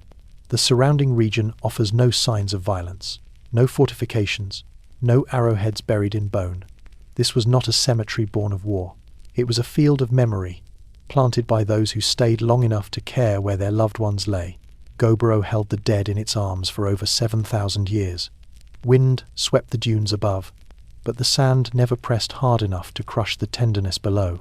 There's a stillness in this place, not the stillness of abandonment, but of reverence. Every grain of sand that covered them was a slow gesture of forgetting, and yet, even that forgetting held space for the possibility of rediscovery. What do we call a civilization that left no cities, no written word, no bronze? We call it human, and in the woman's outstretched arms, we remember what that means. Not far from the burial, a pot lay tipped on its side. Its curve still held the imprint of a maker's touch, perhaps shaped beside the lake's edge as laughter and stories drifted in the breeze. Its silence now echoes the broader mystery. Who were these people, really? not just by culture or cranium, but by dream and desire, by the way they sang, by what they feared at night. The Tenarians are gone, but Gobero whispers their presence in sediment and bone. Archaeologists found fish bones in hearth pits, smooth tools of quartz and chert, and tiny carved pendants of shell and bone. These were not trinkets of survival. They were tokens of identity, evidence of a mind that valued more than function. Around the lake, pollen from long-lost plants lingers in the soil. It tells a story of reeds and grasses, of palms and acacias. This was no desert. It was an oasis. Dragonflies may have shimmered over the water. Herds of antelope likely grazed nearby. The people of Gobero lived not on the edge of existence, but within its green heart. But time moved, slowly yet relentlessly. Orbital precession, that same celestial rhythm which once pulled the monsoon north, began again to tilt the axis away. The rains grew less frequent, the grasses thinned, fish grew scarcer. The lake, which had once mirrored the sky, began to shrink, then vanish. The people adapted. For a while, they may have dug deeper for water, travelled farther for game, but the change was too great. The sky turned stingy, the earth cracked, the dunes crept forward, and eventually they left. They did not pack up all at once. No panic, no flight. It was a slow disbanding. One family gone this season, another the next. Perhaps they left markers, perhaps not. Their absence, though, was complete. Gobero went quiet. The graves remained, untouched, invisible beneath a rising tide of sand. The woman and children lay still, the gesture of their embrace held firm by time and minerals. The lake bed dried into stone. The reeds turned to dust. Silence returned. This time, it would last 8,000 years. When archaeologists uncovered the triple burial in 2005, they stopped speaking. The scene before them did not demand words. It required breath. It required stillness. Cameras clicked quietly. Brushes moved like reverent fingers. No one dared disturb the way the mother's arm curled protectively around the child. The team called the find a moment frozen in tenderness. That phrase has echoed through every journal, documentary, and lecture since. And rightly so. In a discipline often defined by stone and bone, this was something else. This was grace. Gobero teaches no grand lesson. It offers no epic tale of conquest or invention. Instead, it hands us a question. What do we leave behind that speaks to our capacity for love? In the arms of a long-dead mother, wrapped around the fragile ribs of her children, we find an answer. Not in words, but in stillness. But the stillness of Gobero was not the end. It was a threshold. The living world may have faded from the bodies in that sand, but in other corners of the Green Sahara, the living still moved. They left marks. Not with footprints or grave goods, but with ochre and stone. Not carved in the ground, but lifted to the walls of rock itself. What do we make of paintings that cannot speak, but seem to shout across millennia? Tassili Naja, Tadrat Akakis. These names barely suggest the weight they carry. Here, in caverns and cliff faces worn by wind and silence, are thousands of images etched and daubed by ancient hands. They stretch across what is now southern Algeria and western Libya, like whispers stitched into the skin of a continent. The figures vary wildly. Some are delicate outlines, others burst with life. Human forms leap, squat, swim, and dance. Cattle march with careful horns, rode in procession like sacred emblems. Giraffes crane their necks into sweeping arcs. There are crocodiles too, and fish. Boats with paddles, herders with sticks, children that ride on their mothers' backs, and over it all, a sense of movement, of abundance, of wetness. It is not always clear what these scenes were meant to preserve, but scientists have worked methodically to decode them. Radiocarbon dating of charcoal residues, microscopic analysis of mineral patinas, stratigraphy of associated tool sites. What emerges is not a single story, but a timeline layered like the walls themselves. The oldest art, carved deep and etched hard, belongs to a world before herding. Rough silhouettes of aurochs and antelope roam alone. These figures likely predate 8,000 years ago, and their creators were foragers, nomads who followed rivers and wild game, pausing to chip their knowledge into stone. Then came the so-called Roundhead period. In some of the most iconic scenes, humans appear with spherical, oversized heads, painted with care. They float in strange poses. One mural shows a cluster of figures swimming, arms outstretched in elegant arcs. This image, found in the Cave of Swimmers, has ignited endless debate. Were they floating in joy? Drowning? Performing a ritual? Geologists have weighed in. Sediment cores and isotope analyses suggest that the area truly did contain seasonal pools and shallow lakes during this period. The swimmers may have been literal or not. We cannot know, but something in the lines feels deliberate, tender, as though the artist was not copying what they saw but memorializing what was being lost. By 6,000 years ago, a transformation had begun. Cattle arrive.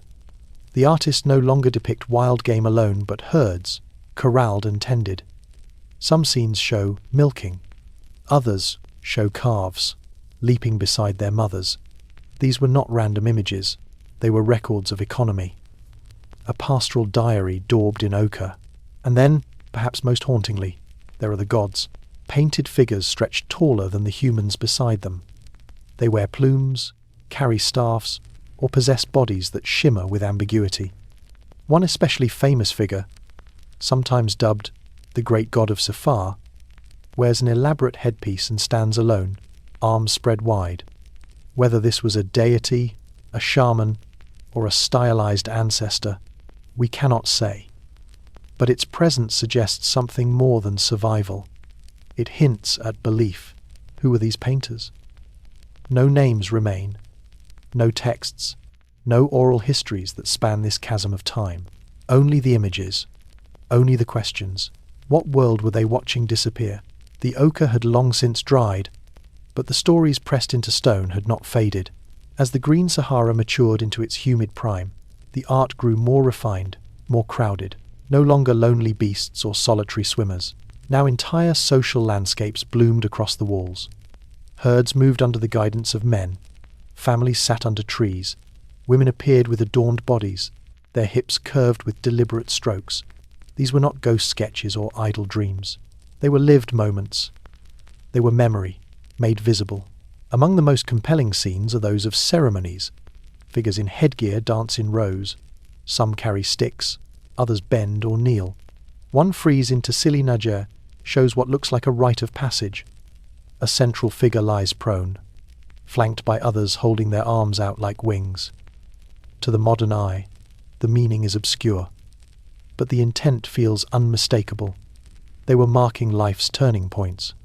Birth, union, death, belonging. The cattle remain constant through all these images. Their presence is never casual. They are central. Some are lovingly painted with patterned hides. Others are drawn with wide, impressive horns. Archaeologists believe these may reflect the rise of a pastoral culture so tightly knit with its animals that the cattle were not just food or labour.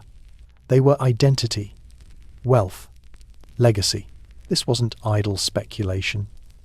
Excavations near the art sites unearthed bones of domesticated cattle dating back over 6,000 years. Pottery fragments bear traces of dairy fats. Soil samples reveal compacted surfaces consistent with pens or enclosures. These were not just passing herders. These were people who settled, who returned season after season, who saw the landscape not just as backdrop, but as home. Yet, something more curious emerges when the art is read over time. It begins with celebration, abundance, rhythm, but slowly, subtly, the tone shifts. Fewer scenes of swimmers, more of cattle. Then, the cattle become thinner. The herders walk more. One set of paintings shows lines of figures moving with bundles on their backs, leaving, and above them, the rain stops falling. Was the art becoming a lament? Climatologists think so. By layering pollen records, isotope ratios, and sediment deposits, they chart a gradual retreat of the monsoon. Around 5,000 years ago, the rains faltered. The lakes shrank, grasslands browned. Sand returned, creeping slow as sleep across once fertile plains. To those living through it, the change might have felt like a curse. Imagine a child who had known only green, who grew into a young adult watching the trees vanish.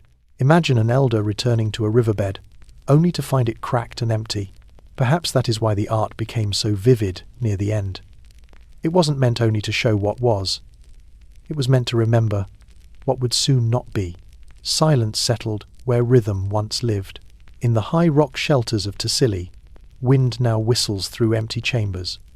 But the figures remain. Hunters with bows, women in dance, men walking with cattle, always with cattle, heading toward horizons that no longer bloom. Their pigments cling to sandstone as if to defy forgetting. Researchers debate whether the artists were recording memory or resisting it. Were the swimmers painted during an age of rivers, or were they dreams of a generation born after the water had already gone? Perhaps they were both. A final act of hope and grief. Art stretched like a skin over fading reality. In one famous cave, a great bovine head dominates the panel. Its horns arc upward like a crescent moon. Its flanks are decorated with zigzags and chevrons, maybe symbolic, maybe decorative. Around it, smaller figures bow or reach upward. Was this worship, tribute, a farewell? No inscription explains it. Only posture, pigment, and placement offer clues. But there is tenderness in the lines, reverence in the gesture, an ache in the silence. Farther south, in the Tadrat Akakos of Libya, other murals appear. One shows two people swimming side by side, limbs loose, carefree, yet the scene is painted high on a cliff wall far above any surviving watercourse. Either the water once reached those heights, or the swimmers had moved on, carrying their stories with them and pinning them to stone as if to anchor a vanishing world. The Sahara was shifting, and its people knew. They may not have measured time in years or millennia. They may not have named the monsoon or tracked axial tilt, but they saw the lakes drying. They felt the herds wander farther for grass. They noticed when birds did not return, when frogs fell silent, when the wind changed, and they painted. In a way, these murals are more than art. They are mirrors held up to time's face. They record not just survival, but observation, attention, the human instinct to grasp what slips away, to shape memory into something that endures longer than breath. Long after the Green Sahara faded, long after cities rose along the Nile, and writing etched into clay, the rock art remained. Empires came and passed, languages vanished, but the swimmers still swim, the cattle still walk, the dancers still lift their arms, and in quiet rooms, under digital light, modern eyes look into ancient pigment, searching, wondering, listening. Perhaps that is the final truth of these images. They were never meant to explain, only to witness. And what they witness is this, that even in the face of vanishing rain, shrinking lakes, and crumbling soil, humans did what humans always do.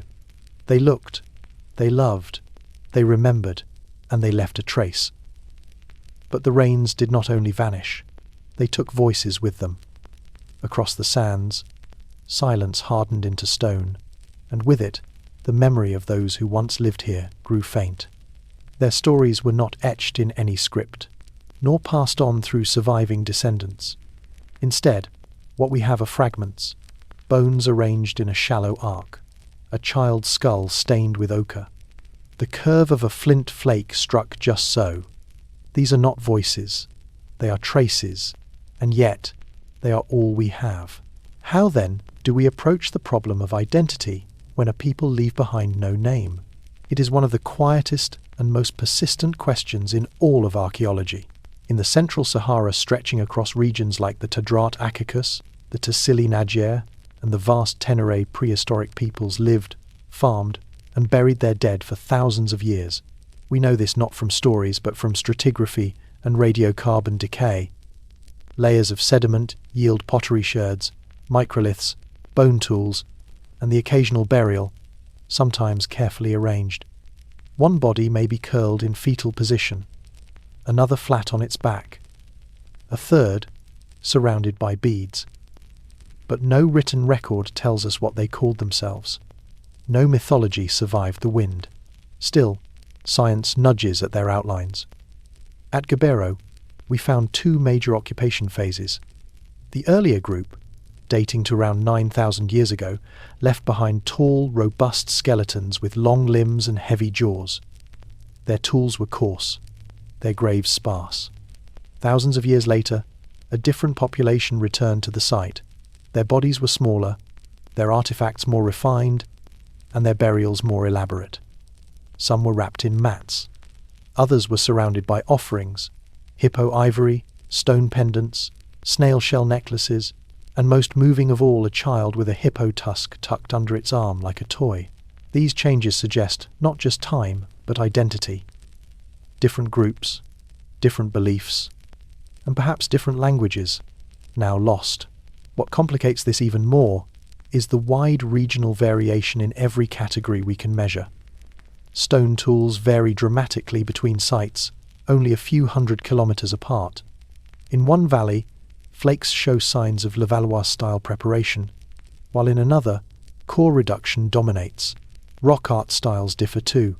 Some show round-headed figures with flowing garments and abstract forms. Others are linear, almost stick-like, with a focus on motion. The diversity is striking. It resists simple labels like Saharan culture or pastoralist phase. Instead, we are faced with the possibility of many microcultures, many stories, each local, each distinct, each absorbed by sand. Even the pigments they used raise questions. Red ochre was common, but so was white kaolin. Traces of manganese black appear on some cave walls, but not others. Were these choices symbolic, ceremonial, or just practical, based on local deposits? We cannot know for certain. But they hint at aesthetic systems, maybe even spiritual ones. And yet, without names, our language falters. We call them hunter-gatherers or pastoralists. We sort them by pottery style. We group them into phases and assemblages. But these are scaffolds for our convenience, not theirs. Whatever they called themselves, if they used such categories at all, is gone. Their silence forces us to listen more closely to the objects they left behind. The objects speak in details too small to lie. A beveled arrowhead, a pot rim pressed with a cord-wrapped stick, a grave lined with wild flower pollen. Each one captures a decision, a gesture, a glimpse of a worldview now crumbled. And yet, even with these, identity remains a shadow we chase rather than hold. Nowhere is this more haunting than in the cemeteries of the Central Sahara. At Ouan Muhujiag in modern-day Libya, a mummified child was found wrapped in animal hide, carefully prepared with plant extracts. The preservation suggests intention, even reverence. This wasn't just burial, it was ceremony. That child was not discarded, it was remembered. But by whom? And how many of those memories are now buried twice? The diversity in burial styles across the region tells us that there was no single way to mourn. Some bodies were interred under stone cairns. Others rested beneath shallow heaps of sand and animal bone. A few were buried with their limbs bound or heads adorned with ornaments. These weren't improvisations. They were traditions. Some lasted centuries. Others seemed to flare up for just a generation or two before vanishing, like a spark in dry grass. We cannot follow these trails back to a people's name, but we can follow them into the space where names might have lived. What makes this difficult is the absence of hierarchy. In Mesopotamia, or Egypt, monumental architecture and royal iconography help reconstruct power structures. Here, there are no pyramids, no palaces, just camps, hearths, and graves. This may be why we search so feverishly in their material leftovers. The orientation of a skeleton can suggest ritual. The spacing between cooking pits might imply group size. A sudden shift in tool style could mean migration, intermarriage, or cultural fusion. Each clue invites interpretation. But interpretation always carries the risk of projection. Were these people egalitarian bands with shared responsibilities? Or were their roles hunters, shamans, elders defined by knowledge or age? Some graves contain ornate objects, others have none. But absence is not proof of equality. It may reflect beliefs about the afterlife, or about who deserved to be remembered. We must ask these questions cautiously, not because they are unimportant, but because they cannot be answered definitively. To reconstruct identity from shards and pollen is to step carefully through time, conscious that every claim is both possible and provisional. Yet patterns do emerge. Pigments appear consistently in contexts of death: ochre on skulls, manganese on chest bones, white chalk near infant remains. Across multiple sites, this triad repeats. It may be symbolic, even sacred. It may represent stages of life, or directions, or elements. But without language, we must leave the interpretation open. What remains is the gesture. Someone once bent over a small body and painted it red. Someone placed stones around a young woman's corpse and laid beads at her neck. These were not acts of efficiency, they were acts of memory. And so, in the quiet aftermath of their disappearance, we begin to glimpse their presence, not in grand declarations, but in touch, in choices, in care. Not in grand declarations, but in touch, in choices, in care. That's where their identity whispers, and sometimes it screams in silence. Take the fish hooks, simple, carved from bone. Their design is nearly identical across sites hundreds of kilometers apart. This suggests not only a shared tool, but a shared knowledge. Perhaps even shared stories passed from one wetland shore to the next. These hooks weren't just tools for survival. They were part of a rhythm, a season, a rite. People followed rivers that no longer exist. They watched the skies, knew when the rains would come, when the fish would swell the lakes, when the grasses would hum with life. They timed their journeys with the patience of those who didn't count days, but lived inside them. That kind of knowledge doesn't leave fossils, but it leaves impressions. In the way camps were spaced to avoid overgrazing, in the remains of cooked tubers buried in hearths, in the pollen of plants that only bloom after flood. These are the outlines of a worldview. Practical, intimate, deeply woven into land now dry and broken. But memory stretches further. Near Adrabus, stone slabs shaped into megaliths circle what may have been ceremonial grounds. Some align with the rising sun at solstice, others with lunar positions. This is not accident. It is intent carved into stone, geometry forged with purpose. And where there is purpose, there is belief.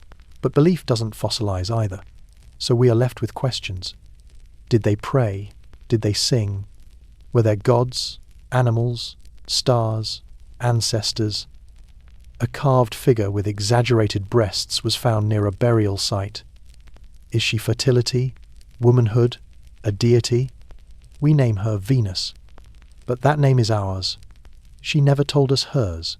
In the absence of words, we try to understand them through gesture, through arrangement, through fire pits that smouldered long into the night while children slept in reed mats and elders traced stories in the dust. Each settlement becomes a library written without ink. At Gobero, we saw them touch the dead. In Tassili, they painted what they saw. In Tadrat, they carved cattle into stone long after the herds had vanished. In all these places, we see the same thing. People trying not to forget. Maybe that's the thread. Not a name, not a language, but a need to remember, to be remembered. And in this, they are not different from us. So we stand now on soil stripped of rain. We look at the cracks that used to be lakes. We dig into dirt that once held harvests, and still we find them. Not whole, not loud, but present. Their pigments still stain the stone. Their beads still catch the light. Their graves still hold the curve of a sleeping child. And even without names, even without words, they remind us of something enormous.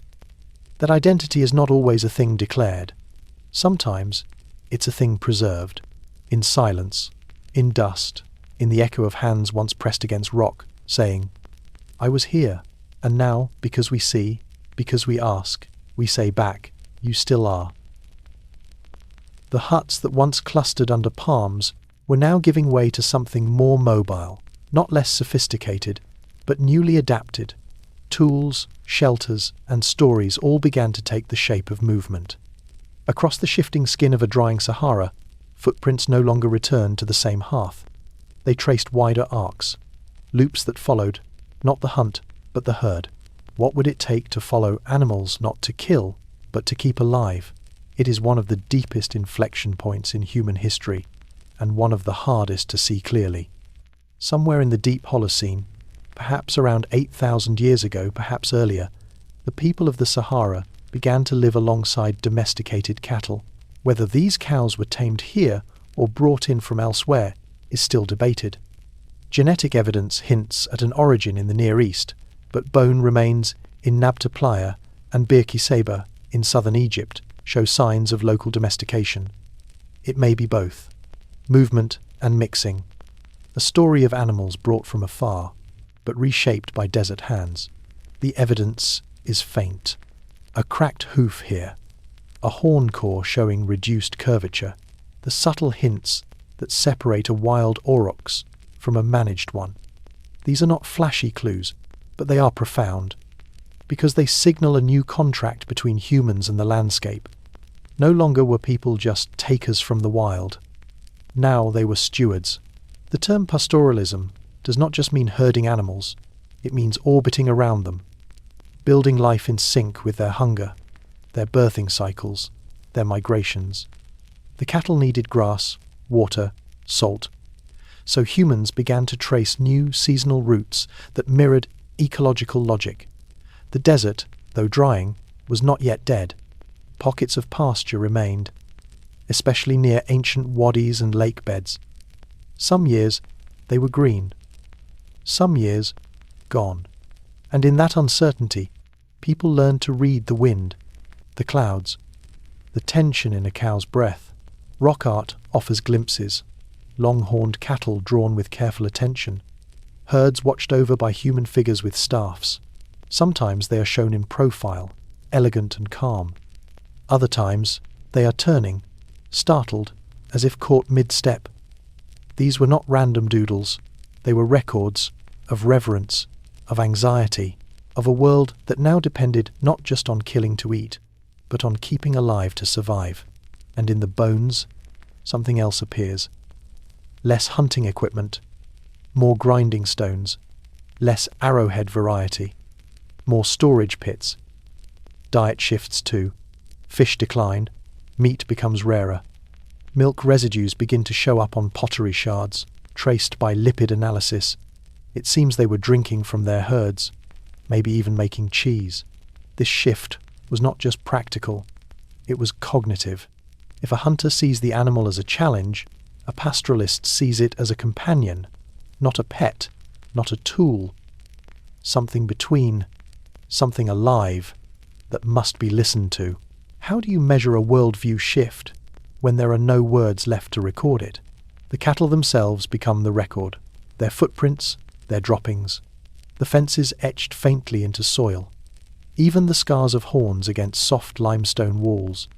They leave behind a map of attention, a sketch of care, a ghost of dependence that ran in both directions, and the people changed with them. New skeletal data shows that these early pastoralists were often taller, with stronger bones than earlier foragers, likely from increased protein, more stable calories, but also perhaps from more walking, more range, carrying loads across hundreds of kilometers, the human frame adapting to follow a new rhythm. What emerges is not just a culture, but a choreography, a dance of humans and animals across an ever-thirstier land, not aimless, but attuned, structured by memory, rumination, and risk. There is something haunting in how quickly this pattern spread. Sites from Algeria to Sudan show similar art, similar bones, similar paths. It's as if an idea galloped across the continent on hooves, But ideas do not spread alone. People moved too. Gene flow studies suggest waves of migration southward, possibly pushed by drying lands. With them came language, customs, and herding strategies that would shape the entire Sahel belt for millennia. In this light, the Sahara becomes less a graveyard of lost oases and more a nursery of futures, a place where mobility was not a sign of chaos, but of adaptation, where the first herds walked north, then east, then south, tracing lines that would become the arteries of African civilization, and all of it rests on a quiet decision: to stop killing the cow, to start feeding it instead. The rhythms of these early herders were intimate with the seasons. They moved not at random, but in sync with the breath of rain and grass. Each step of their cattle was a response to the pull of new pasture, the memory of old watering holes, or the need to avoid the sting of biting flies. Where once people had followed migrating antelope or fish-rich rivers, they now followed animals of their own making. Yet the wild had not been left behind. It was brought into the fold. Across the central Sahara, traces of these migrations lie scattered like breadcrumbs in the dust. Potsherds decorated with cattle motifs, bone tools sharpened to trim hooves or carve leather, rocks worn smooth by the endless brushing of hides and horns. Some valleys hold nothing now but sand and silence, but beneath the surface are stories pressed into ancient mud floors and dung-laced hearths. The cattle are long gone, the people too, but the shapes of their movement remain. Their homes were light and temporary. Hide shelters and woven fences, rebuilt wherever the grass was generous. Fires were kindled again and again at the same river bends, where ashes blackened the sand over generations. In some places, dung floors were packed so thick they fossilized into layers, each one a testament to a year, a season, a decision to stay a little longer. These were not rootless people, they were rooted differently. And still, the question lingers like a shadow on stone. Did these cattle come north from elsewhere, or were they conjured here? The debate is far from settled. Some bones bear signs of long lineage. Others hint at outside origin. Perhaps the truth lies between.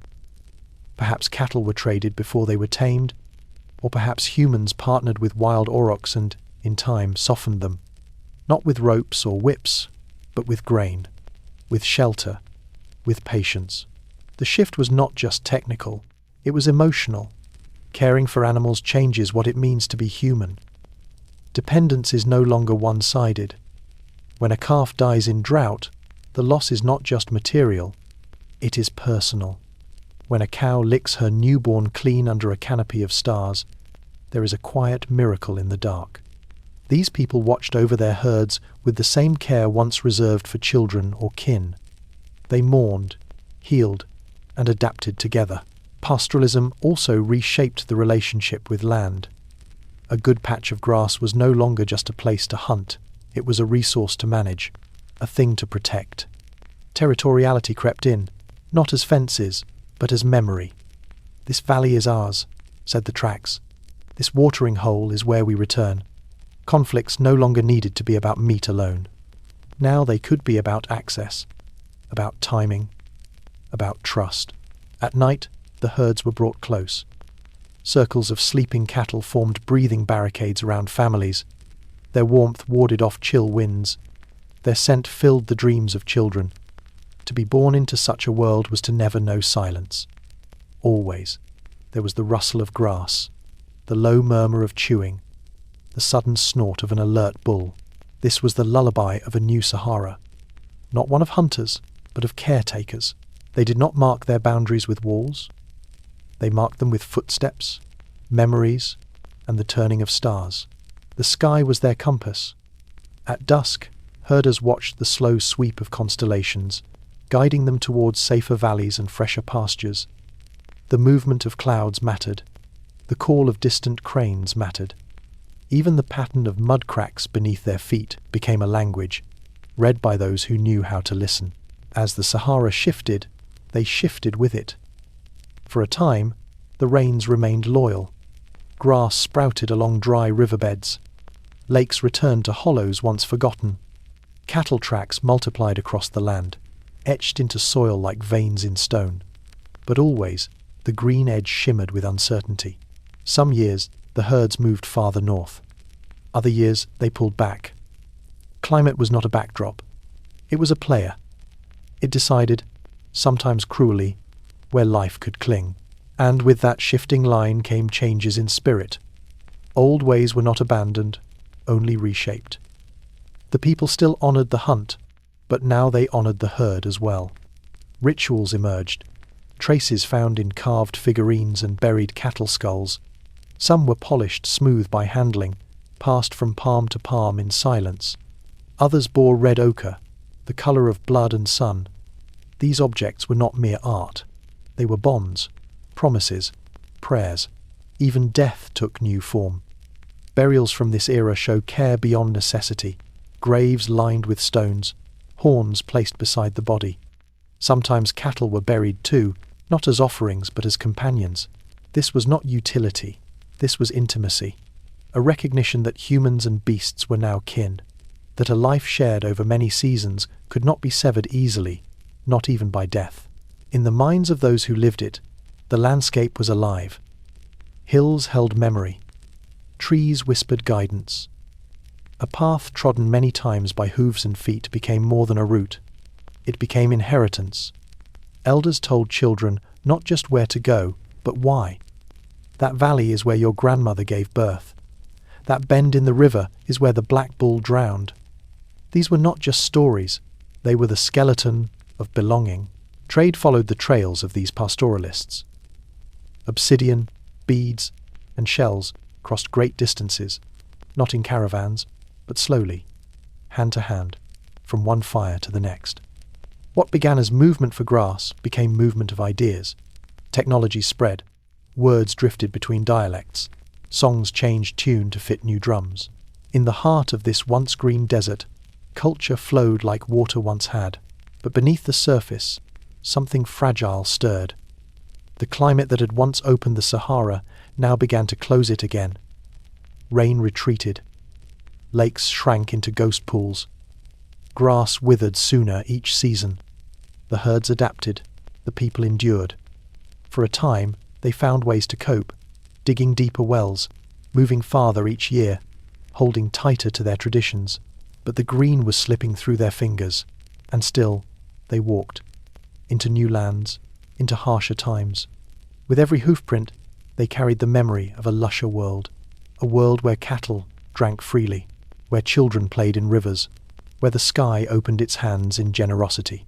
That world was fading, but its imprint remained in bones, in tools, in quiet graves, beneath a dry crust. The herders did not vanish. They evolved.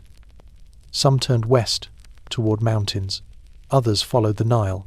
Some moved south, chasing rain that still listened. Their ways of life would change again. But the seed of pastoralism had been planted.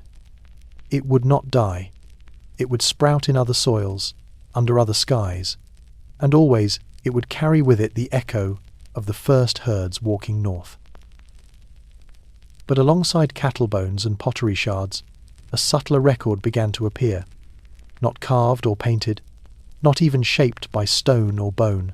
Instead, it was made by the softness of a child's heel pressing into damp earth. What might a single footprint reveal? Could it hold the echo of a shout, the splash of water, the smell of warm river mud? These are not fossils of bones or teeth, but of motion, traces of life so fleeting they should have disappeared. And yet, under rare and perfect conditions, they endured. We turn to the banks of what is now the dried basin of Lake Turkana. In northern Kenya, near a place called Kubi Fora, scientists discovered dozens of human tracks preserved in hardened mud. The layer dates back to approximately 19,000 years ago, late in the Pleistocene. The tracks belong to adults and children, men and women, all moving in the same direction. Some walked in a straight line, others paused, turned, wandered. Among them are prints made by gazelle and antelope, a crossroads, perhaps even a moment of gathering. Nearby, in the now arid region of Namibia's Kwezeb Delta, a different scene was captured. Tracks of barefoot children dancing, tumbling, slipping in a pattern so chaotic that researchers described it as frolicking. These were not purposeful migrations or foraging treks. They were moments of joy. The prints sink deeply at the toe. Heels skid. Some show the impression of hands or knees, suggesting crawling or playing in the sand. A kind of laughter fossilized. One of the most astonishing finds emerged not from Africa, but from the Arabian Peninsula. At a site in modern-day Saudi Arabia, called Al-Athar, a trail of footprints was found bordering what had once been a freshwater lake. The layer dates to around 120,000 years ago. These tracks belong to early Homo sapiens and follow a northward direction. They are interspersed with the tracks of elephants, camels, and other megafauna. There were no signs of settlement, no tools, no hearths. It was likely a brief stop, a pause at water's edge during a longer migration across what was then a savanna, not a desert. Each of these sites raises questions. Were the people travelling together as families? Or did strangers converge at oases? Were the footprints made in fear or peace, in search of game or simply passing through? What other steps were lost to time, erased by rain or trampled by herds? We may never know the stories behind these prints, but their existence challenges us to look differently, not at bones buried in stratigraphy, but at surfaces, at mud and shoreline, at the slippery edges of rivers, the edges of memory. So how do we follow these trails of vanishing lives without falling into fantasy or projection? By turning to what surrounds the prints, the layers of sediment, the size of the stride, the shape of the toes.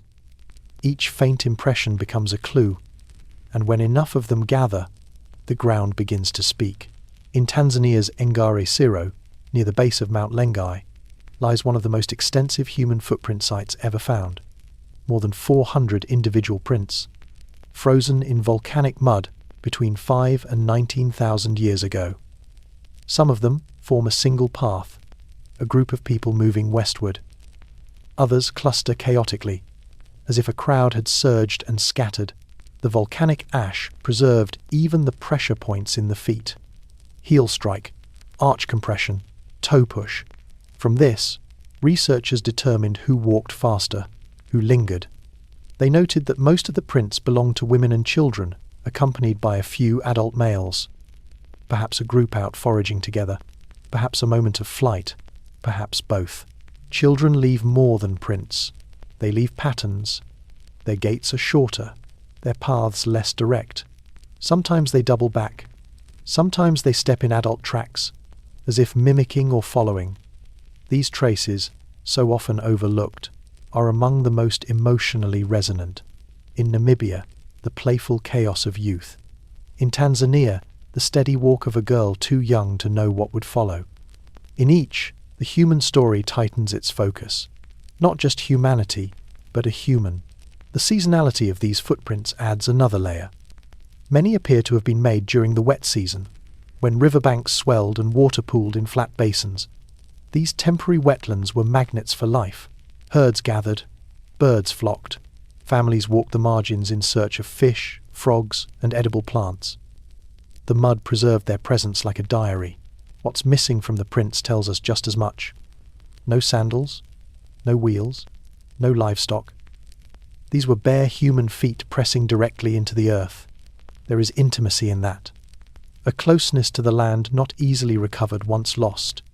The earliest shoes we know of date to around 10,000 years ago. These were older, in many ways simpler, but also more immediate. The sand held not only the weight of bodies, but the rhythm of life. A pregnant woman shifting her gait, a child dragging one foot, perhaps injured or tired. A man who walked with a limp. These are moments no tool or bone can capture. We begin to see that migration was not just movement, it was texture, contact, a process of inhabiting space with the whole body, not just the mind. The prints remind us that prehistory was lived on foot, slowly, softly. Each journey left a mark, not in stone but in the living skin of the earth, and so the fossil trail continues. Across river deltas, desert basins, and volcanic plains. It is fragile, fragmented, but still there, waiting for us to listen. In a shallow basin in northern Kenya, the prints curve and scatter like the ripples of a vanished tide. They were laid down near the shore of an ancient lake. Adults walked side by side.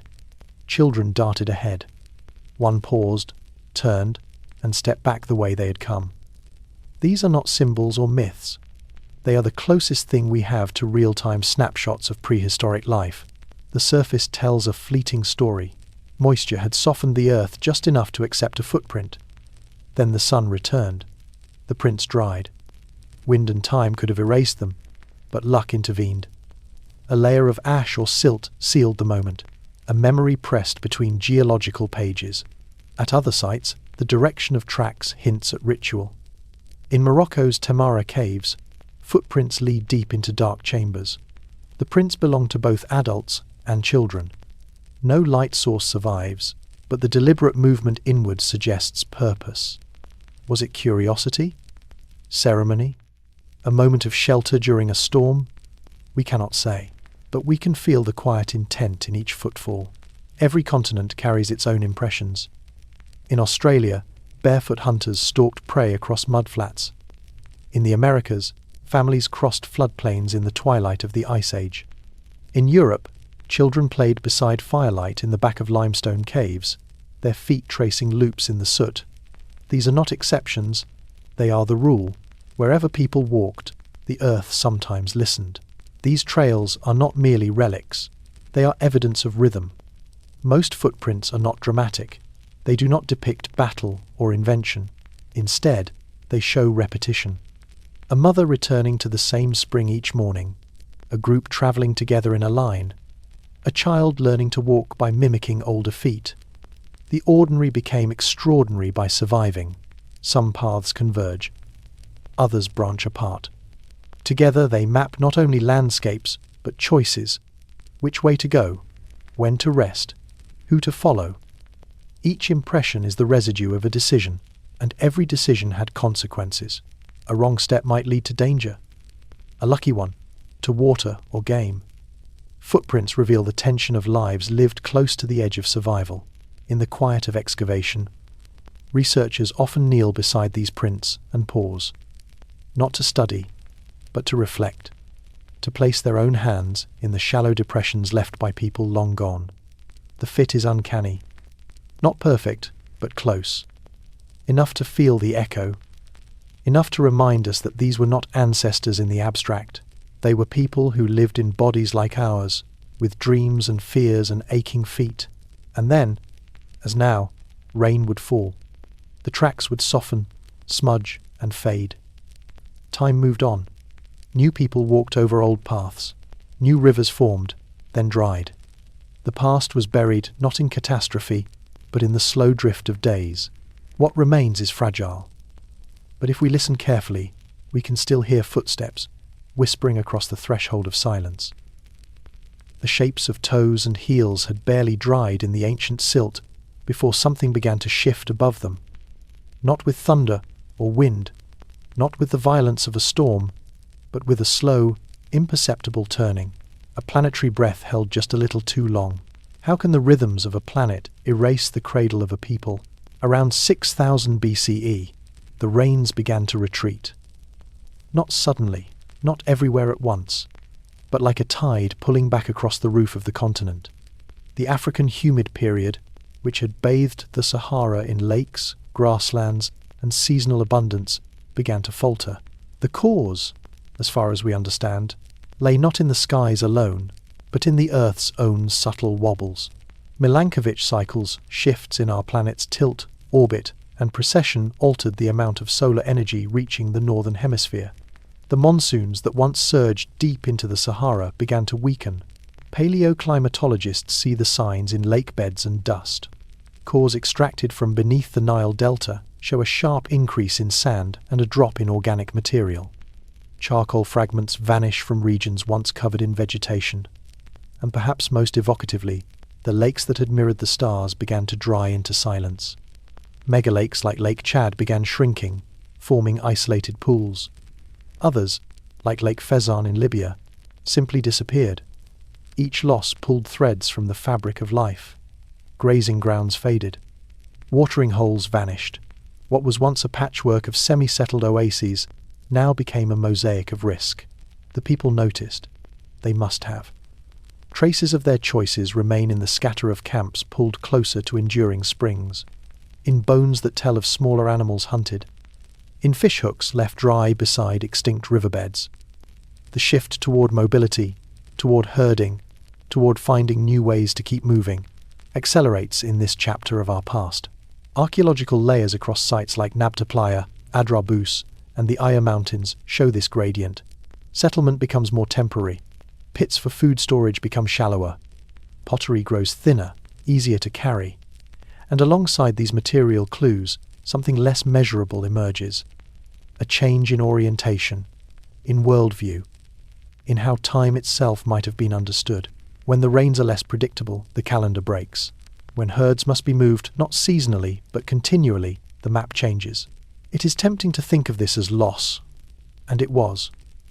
But it was also innovation, adaptation.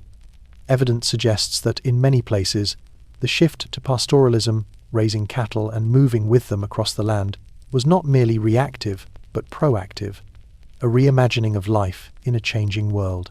And still, the sands pressed in. Some places held on longer than others. Along fault lines and mountain shadows, rain clung a little longer to stone. In hollows where underground aquifers fed springs, life persisted. These became magnets for both animals and people. And in that compression, new tensions emerged. The once wide tapestry of Saharan life began to fold in on itself. At Adrabus in Niger, evidence of this crowding appears in the soil. Midden's ancient trash heaps grow thicker and more layered. Tools once carefully spaced become jumbled. Fish bones lie alongside goat bones. The bones of wild game mingle with those of early domesticated herds.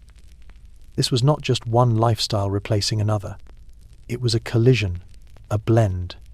The forager and the herder, the hunter and the fisher, converging around the last places where water still sang. These shrinking pockets of fertility bred not only adaptation, but memory. Rock shelters filled with paintings and engravings. In Tassili and Akakis, the artists grew more deliberate, more distant. Scenes that once sprawled across walls with motion and chaos became more selective. A single cow, elegantly drawn.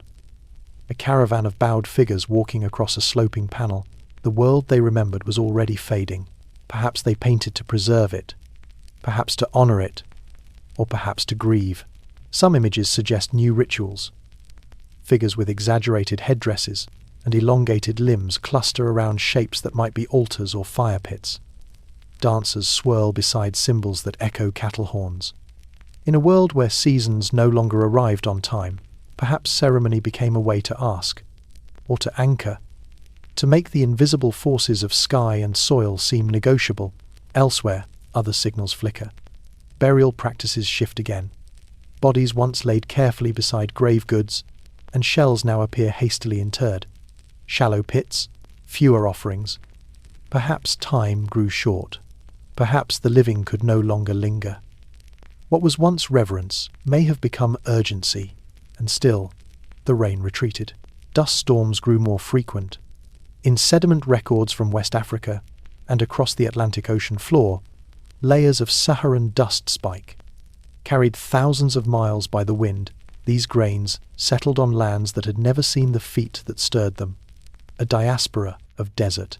With each year, the corridors between habitable zones grew thinner. Traders and travelers would have faced harder choices. Do you push across the deepening sands to reach another community? Or stay and risk watching your last pool dry? Those who moved carried stories of places where the grass still grew, of wells dug deep enough to outlast a season, of a sky that once gave more freely. And those stories, shaped by hunger and hope, may have seeded the mythologies that would grow in later civilizations. The sky had tilted, the rain had turned. But people did not disappear. They changed shape. They carried fire, songs, tools, and memory. And they moved. What they left behind was not silence. It was sediment, bone, and pigment. Along ancient riverbeds now dry, archaeologists uncover hearths ringed in charcoal, clusters of snail shells, and the scatter of broken grinding stones. These fragments speak of people who stayed as long as they could, who squeezed meaning from each remaining season, until even meaning had to be carried elsewhere. The great lakes that once cradled boats are now empty basins. In places like Lake Megachad, fossil shorelines mark the ebb of time like the rings of a fallen tree. Each lower ridge tells of a smaller lake, a shrinking world. What once was oceanic now crackles with salt and mirage. Yet, in that absence, a record persists. Fish traps, fashioned from stone rows, still snake across the cracked earth. They held no catch for millennia, but they hold memory, and that memory ripples outward. Genetic studies trace the fingerprints of these early Saharan peoples far beyond the desert's edge, northward into the Mediterranean coast, westward into the Sahel, even eastward, where the Nile continued to pulse, if faintly. Their children did not stay still. The Green Sahara, once a cradle, had become a corridor. Among the first to reshape the Nile's banks may have been those who once walked cattle beneath Tassili's cliffs. Their tools echo Saharan forms. Their burials, their pots, their grains, all bear the marks of a people used to waiting on rain, adapting to silence. Here, along this river that never forgot how to flow, new settlements began to bloom. The seeds had travelled, but migration was not simply retreat, it was reinvention. As the land changed, so did the imagination. Myths grew in place of forests. Gods emerged in the spaces once occupied by storms. The desert was no longer feared, it was revered. Dangerous, yes, but also sacred. In a climate that offered less, belief offered more. By 5000 BCE, the Green Sahara had largely unravelled. What was once grassland became scrub. What was once swamp became sand. The monsoon belt had shifted south. The Earth's wobble, its processional rhythm, had tilted the seasons again. Not suddenly, but thoroughly. Still, human traces linger. In caves sealed by collapse, in graveyards buried by dunes, in the faint grooves where feet once passed. There is no singular ending, only a dispersal, and that dispersal shaped what came next. The Nile Valley grew rich with the knowledge carried from the interior. Pastoral routes became trade routes. Former lakes became oases. Desert wanderers became guides, prophets, and kings. The Sahara had given its gift water, briefly, and in doing so, it gave birth to 1,000 departures, each one a beginning. In the tilt of the sky and the slow turning of rain, humanity was reminded that no paradise lasts forever. But stories do, footprints do, stone does, and the memory of green, even in a desert, blooms in the mind. Even shadows must eventually yield to silence. And in the Sahara, that silence came not as a storm, but as a soft and steady breath.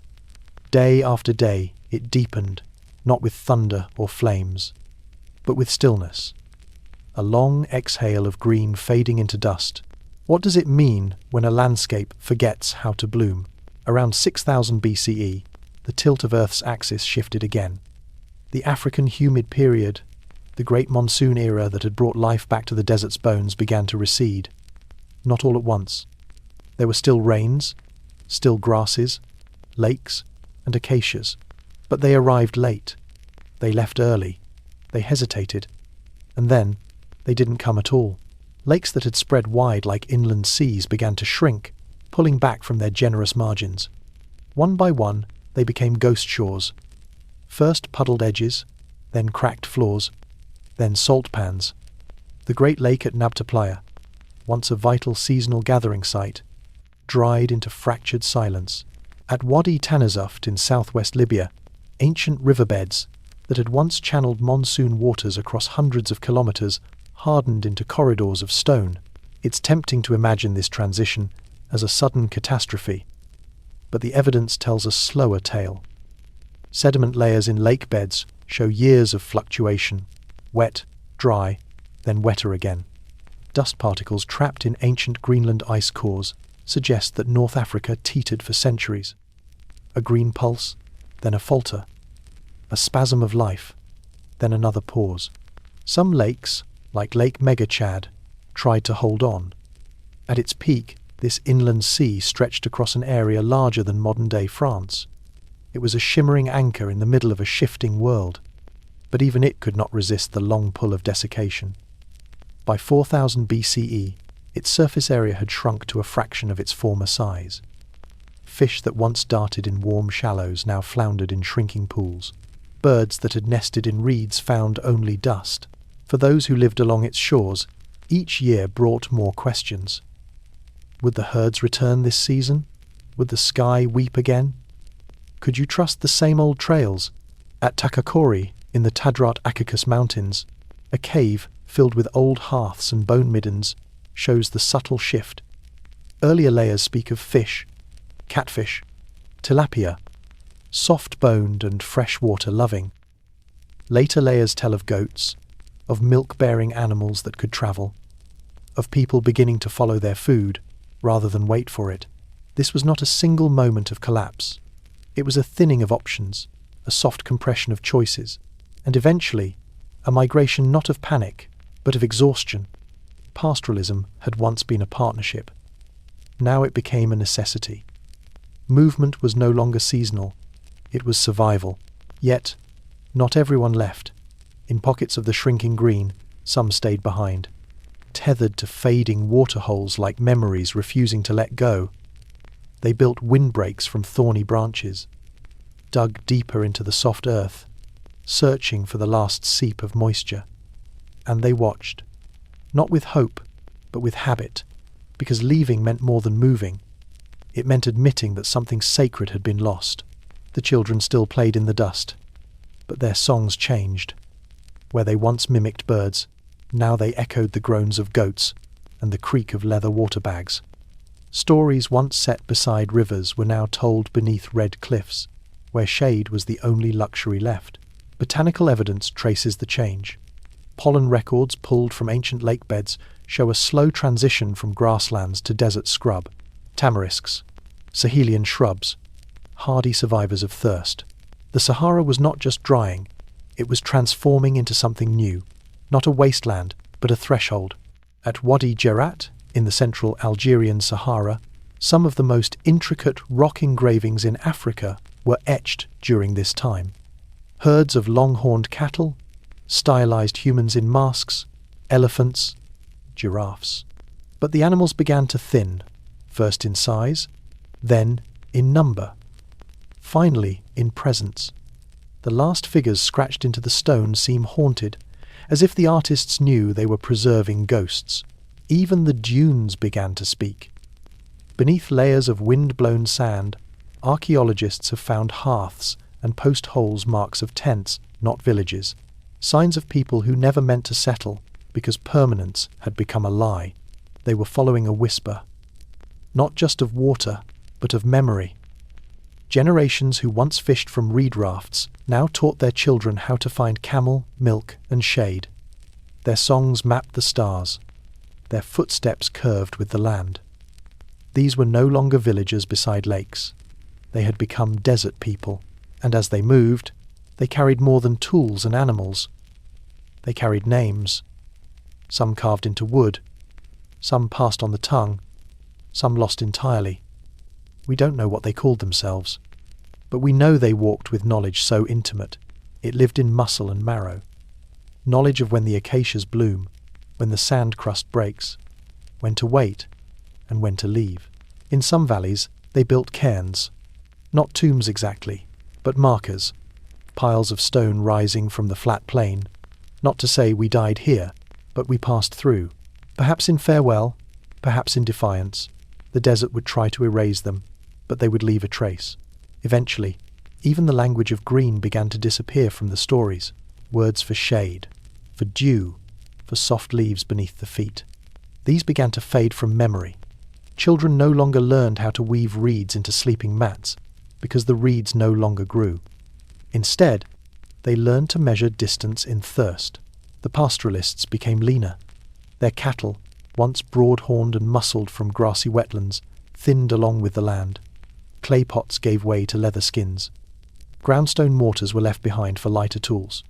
This was not regression. It was reinvention. A culture adapting not just to survive, but to move. And in their movement, they carried echoes of the old world, taboos that no longer applied, songs that no longer matched the wind, rituals once offered beside lakes, now performed in dry gullies, with ash instead of water. The sacred had to shift, or be broken. Some rock art from this later period shows figures with outstretched arms facing skyward, stylized, elongated, almost pleading. Perhaps they were rain prayers, perhaps memorials, or simply marks to say, "We were here, we remembered." In the Air Mountains, scattered pottery shards bear traces of millet. Not the rich wetland harvests of yams or wild rice, but grains that cling to dry soils. This shift to drought-resistant crops was not accidental. It was a signal. The land was closing, and the people were adjusting, or else vanishing. Desiccation left more than cracked earth. It left silence, the kind that follows the retreat of voices, the last splash of a drying stream. Lakes like Megachad, once larger than the Caspian Sea, shrank into ghosts of themselves. Today, only fragments remain, dusty reminders of an inland sea where hippos once basked. Yet the desert did not arrive with drama. It crept, grain by grain, a blade of grass failing to return after the rains, a pond that never refilled, a trail less travelled until it was forgotten entirely. This was a death without a scream, a slow breath held too long, and still, people endured. Their presence now recorded not in buildings or monuments, but in the way a campsite was chosen, the way a herd curved around a dune, intimacies lost to archaeology, lives that slipped through stone. The desert was not empty. It was full of ghosts with no names, not mourned, not remembered, just gone. But every footprint buried in sand, every flake of obsidian napped and discarded, insists that they mattered. Even if the rain forgot them, the earth did not. Centuries later, the Sahara would be mapped as void, as endless, as dead. But for thousands of years, it was none of these. It was lived in. It was sung to. It was walked, again and again, by those who remembered what green once meant. Their whispers remain, not in words, but in stone rings, in cattle bones buried beneath dunes, in paintings of elephants made by hands that had not seen one in generations. The green did not vanish all at once. It was mourned in every step. But even the faintest whispers leave echoes in the bones of a land. What is the sound of a continent slowly exhaling its last breath of rain? In the centuries that followed the first signs of drought, the Green Sahara did not collapse in fire or famine. There were no sudden extinctions, no singular cataclysm. Instead, there was a 1,000-year silence, a long exhale, a climate withdrawing its hand. One by one, the lakes that once mirrored the skies turned to cracked bowls. Rivers lost their urgency. Grasses browned, curled, and folded back into the dust. The great herds of antelope thinned. Giraffes, once painted onto rock in proud procession, left no more tracks. The monsoon had shifted south, and the Sahara, now less of a name and more of a presence, had begun to return. Yet the story is not only one of absence. What makes this period remarkable is the human response to it. Archaeology, though sparse in places, reveals patterns of ingenuity, flexibility, and persistence. Communities once clustered around permanent lakes began to follow temporary water. Their movements lengthened. Seasonal camps replaced permanent villages. Toolkits adapted, shedding weight, becoming mobile. In some regions, signs of cattle persist, suggesting that pastoralism became not just a lifestyle but a strategy. Follow the animals, find the rain. But in other regions, even the animals vanished. The evidence at sites like Nabta Playa in southern Egypt suggests that people built stone structures not just for ceremony, but for orientation. These megalithic alignments, possibly tied to solstices or seasonal stars, may have served as calendars, predicting when and where the rains might return. If this is true, and the interpretation is still debated, It speaks to a remarkable attempt to bind time and sky together, to tame uncertainty through stone.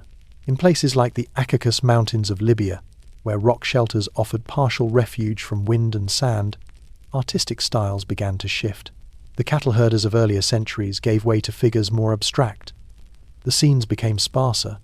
Some show people with elaborate adornments, their bodies now isolated rather than in groups. Was this a reflection of shrinking communities, a different worldview, or simply new hands painting in old places? We can only speculate. What's clear is that the art did not stop. Even as the climate turned harsher, people still left marks. Fewer, yes, but not none, and in the bones of the people themselves, we glimpse changes. Isotopic analysis from burial sites indicates shifts in diet. Some began relying more heavily on wild tubers or hunted meat, abandoning fish as lakes dried. Others may have turned to stored grains, hinting at experimentation with cultivation long before the Nile Valley's formal agriculture took root. These were not helpless victims of climate. They were adaptive, resilient, and sometimes defiant. But resilience, too, has limits. What we cannot see are the conversations, the whispered decisions at the edge of a drying lake. Do we stay one more season? Do we leave at sunrise? Where did the neighbours go? Are the rains still falling on the other side of the hills? Across the span of a millennium, those questions slowly gave way to movement. Quiet exits. A trail not of disaster, but of retreat. Retreat was not uniform. It unfolded like the last ripples of a pond after a stone has sunk.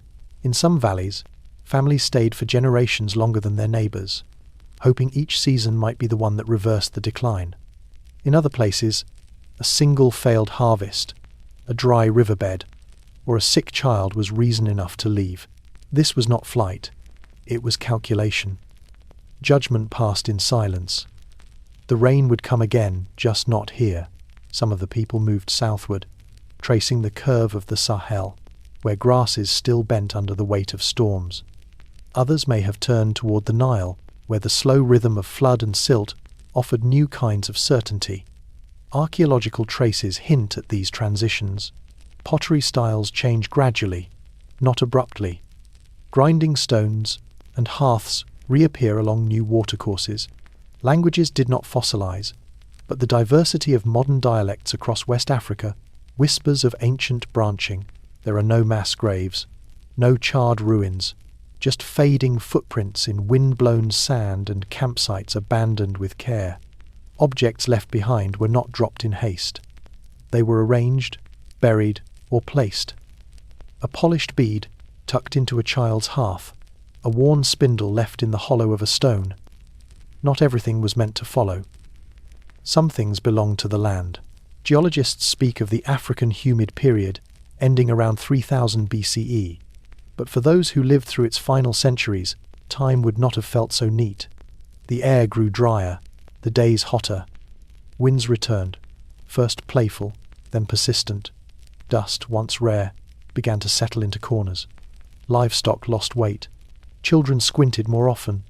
Wells deepened. The landscape did not scream. It sighed. Even in their departure, the ancient peoples shaped the desert they left behind.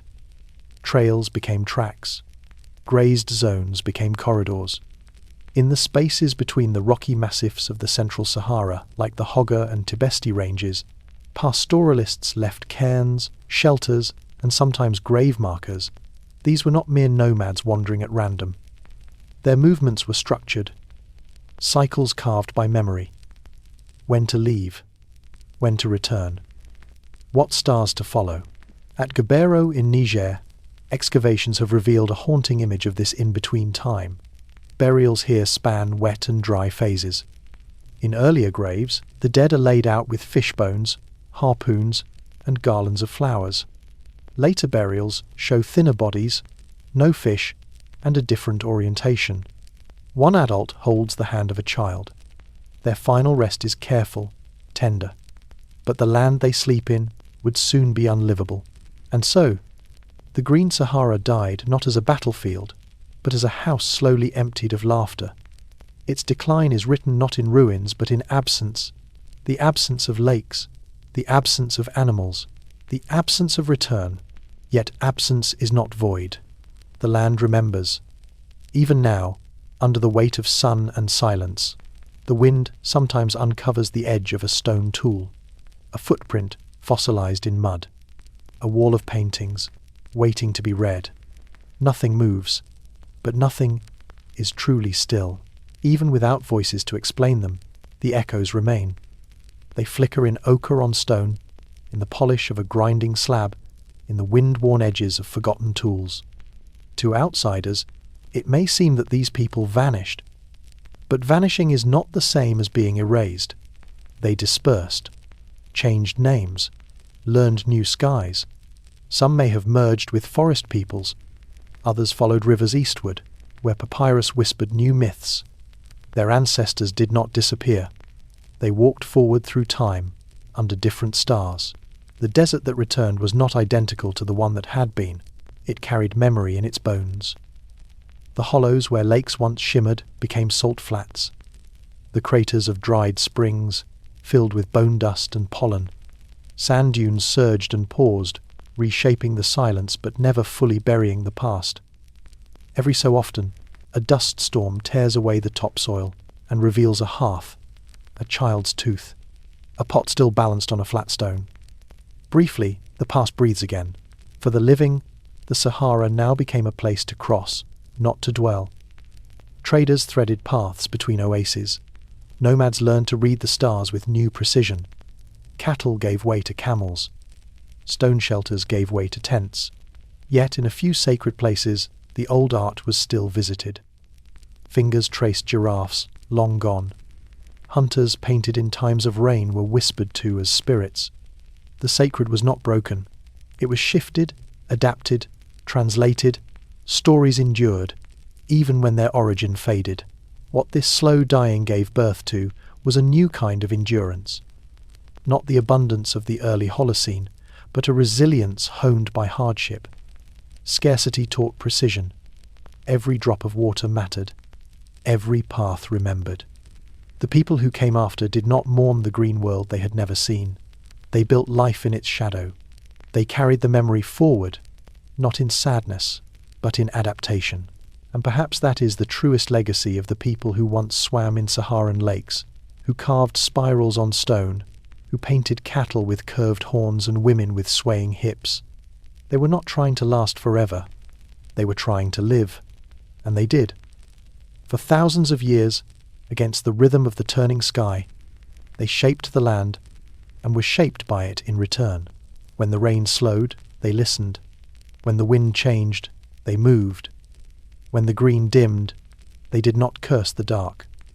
They walked with it.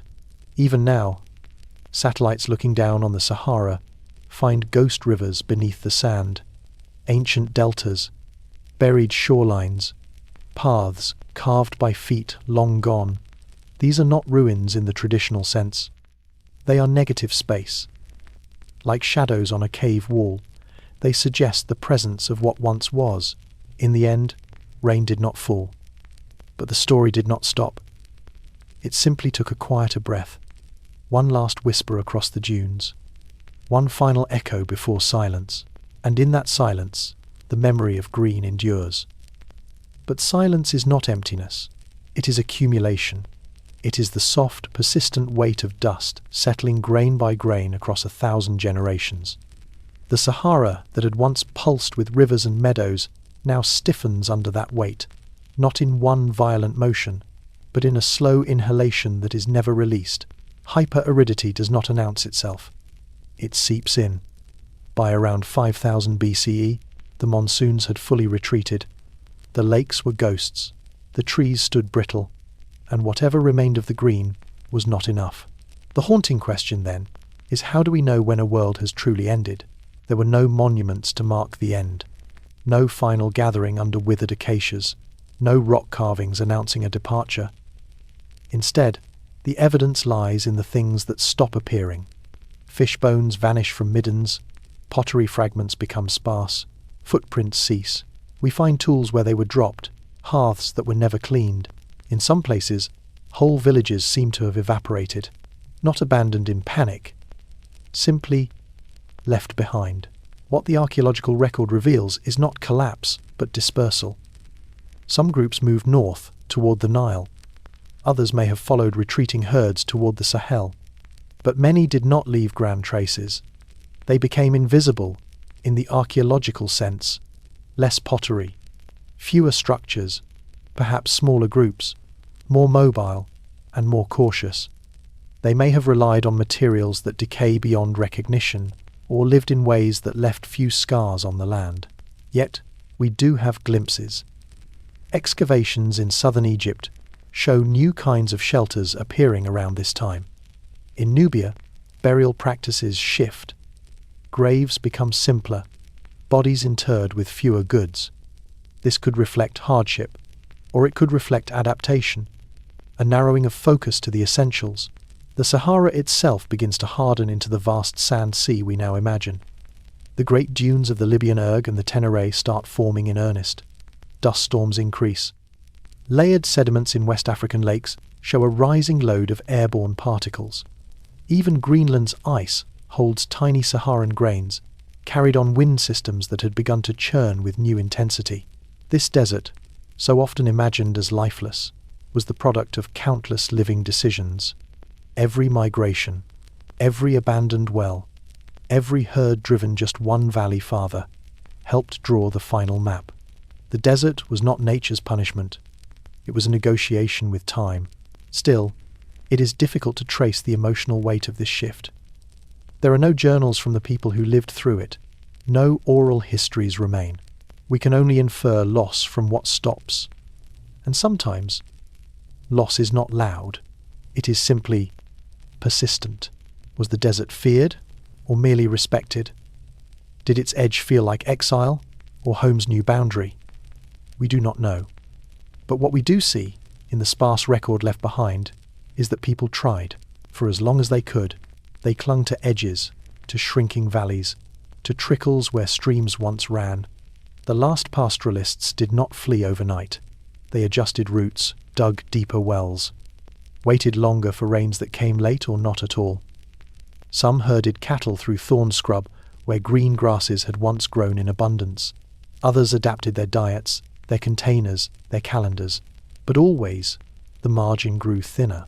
In the central Sahara, art told stories that bones could not.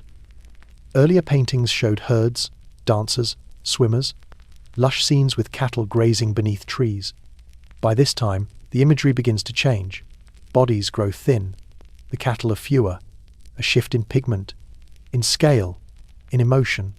Some figures stand alone, some scenes appear unfinished, as if the painter began, then stopped, or walked away. The geological evidence is even clearer. Paleolake Megachad, once the largest freshwater body in Africa, had begun to fracture into smaller basins. By 5000 BCE, its central body had evaporated entirely. In the Sahara's heart, Playas temporary lakes dried earlier each season. Sediment cores from these basins show layers of clay giving way to dust. In the past, hippo bones had been found here. Now only quartz grains remain. Southward, the pressure mounted. The Sahel became the new frontier of human persistence. Communities there absorbed migrants from the drying north.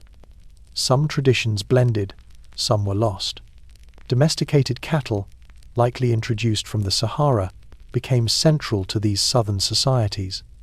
So too did new patterns of mobility. Families learned to move not in loops of abundance, but in zigzags of necessity. Water, always the measure of survival, became sacred through absence. Rock art near Tassili Naja shows figures bent in prayer beside stylized rain clouds. These are not depictions of gods, but of longing. Longing rendered in ochre and iron oxide. Fossils do not weep, but pigment remembers. And what of memory itself? Oral tradition, passed through song and story, may have carried echoes of these changes, perhaps warnings, perhaps laments, perhaps instructions whispered across generations. This place was once green, yet without script, such words scatter like chaff on dry wind. There is no single moment when green became sand. The desert did not rise like a tide. It crept, a season later than last year, a riverbed drier than the one before. Over centuries, that slow subtraction added up to erasure. Not total, but enduring. The kind of erasure that shifts maps, that quiets footsteps. Still, there were holdouts. Caves near the Hoggar Highlands show occupation well into this transition. At higher elevations, where clouds still brushed stone, small communities persisted. Their fires flickered against rock. Their children played beside muddy pools. But they were no longer part of a vast, verdant world. They were remnants of it. And remnants can only hold so long. Some left willingly. Others had no choice. The wind that once carried moisture from the monsoons now scattered dust across empty basins. Rains shifted southward. What remained behind was not merely sand, but silence. A quiet so complete, it erased paths, names, and endings. Archaeology, limited by survival, cannot retrieve whispers. Only what endures stone, bone, pottery speaks. Yet even these become rare. Settlement sites vanish from the record. Rock shelters go cold. Midden heaps shrink. In some places, there is nothing but wind-shaped rock, as if life had paused. But deserts do not kill. They transform. What the Sahara became was not lifeless, just different. Salt flats replaced waterholes. Dunes swallowed roads. Acacia replaced savanna. The people who remained, or returned generations later, adapted again. Not to grasslands, but to aridity. Not to abundance, but to cleverness. Nubian pastoralists, Berber-speaking nomads, cultures that emerged millennia, later still hold fragments of this long transition. Fragments in their tools, in their roots. In the stories they tell about distant oases and ancestors who walked with cattle under trees, are these memories real? Possibly not. But they are true in a deeper sense. The Sahara's transformation shaped more than geology. It shaped identity. Mobility became inheritance. Resilience, a world view. To walk far was to remember. To dig deep was to hope. To shade a goat under thornbush was to whisper defiance at the sky. Even the language of maps began to shift. Once, these regions had names tied to lakes and green corridors. Those names faded, replaced by descriptions of barrenness. Erg, Reg, Hamada, not words for people, but for what was left behind. Yet under that nomenclature lies sediment, bone, and memory. Satellite images today reveal ghost rivers, fossilized courses that once carved through the heart of Africa. Some are hundreds of kilometers long. Hidden beneath dunes, they flow no more. But they once fed lakes the size of modern countries. Along their banks, children laughed. Hunters crouched. Pottery shattered and was buried.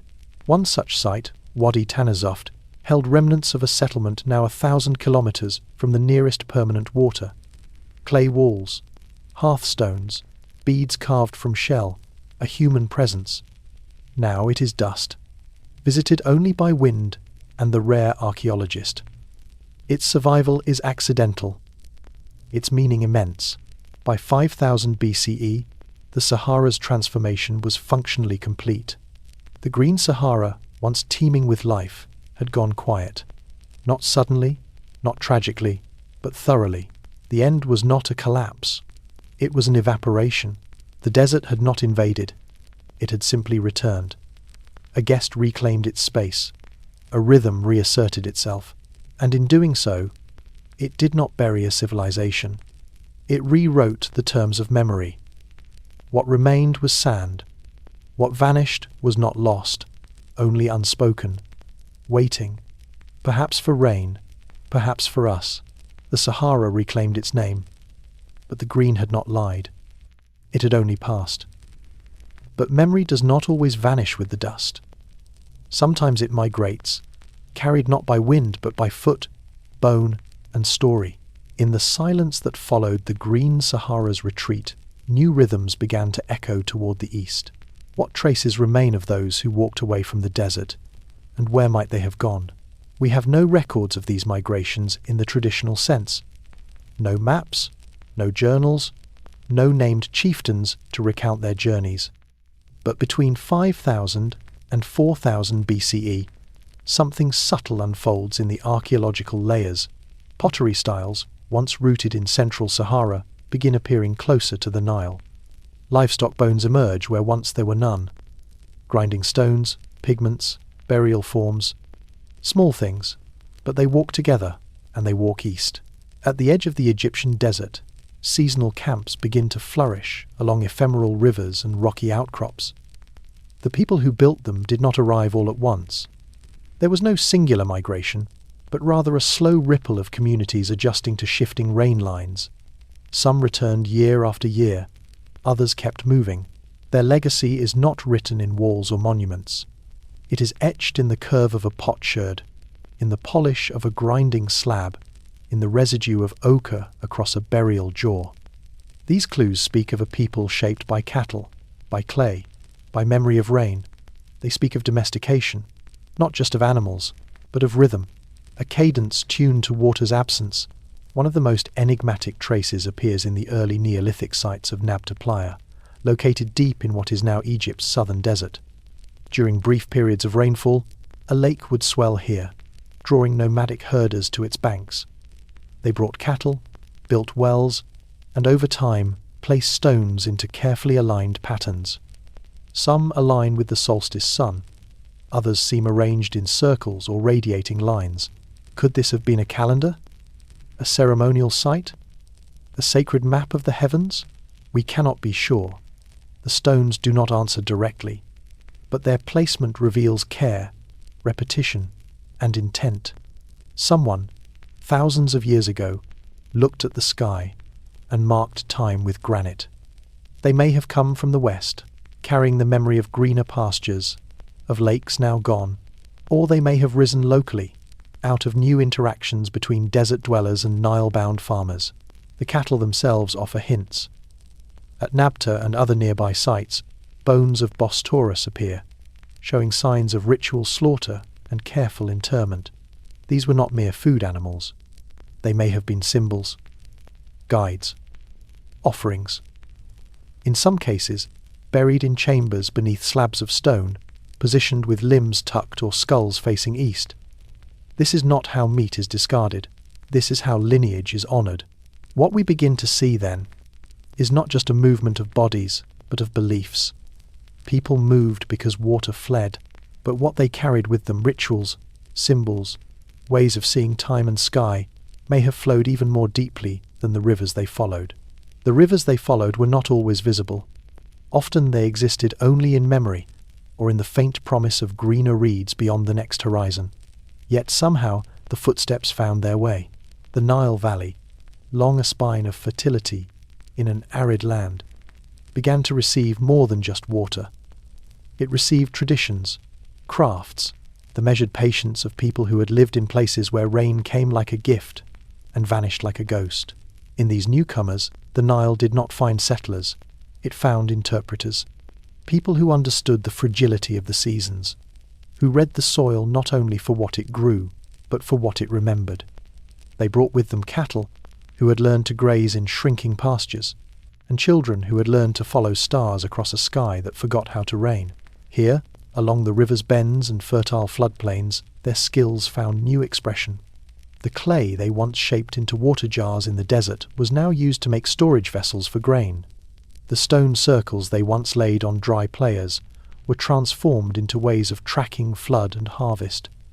Slowly, from these intersections of memory and mud, new settlements began to rise. One of the most telling signs is the emergence of pastoral symbols in the earliest layers of pre-dynastic Egypt. Rock art, scattered across the eastern Sahara and now edging into the Nile corridor, shows horned cattle paraded in lines, sometimes led by figures with elaborate headdresses.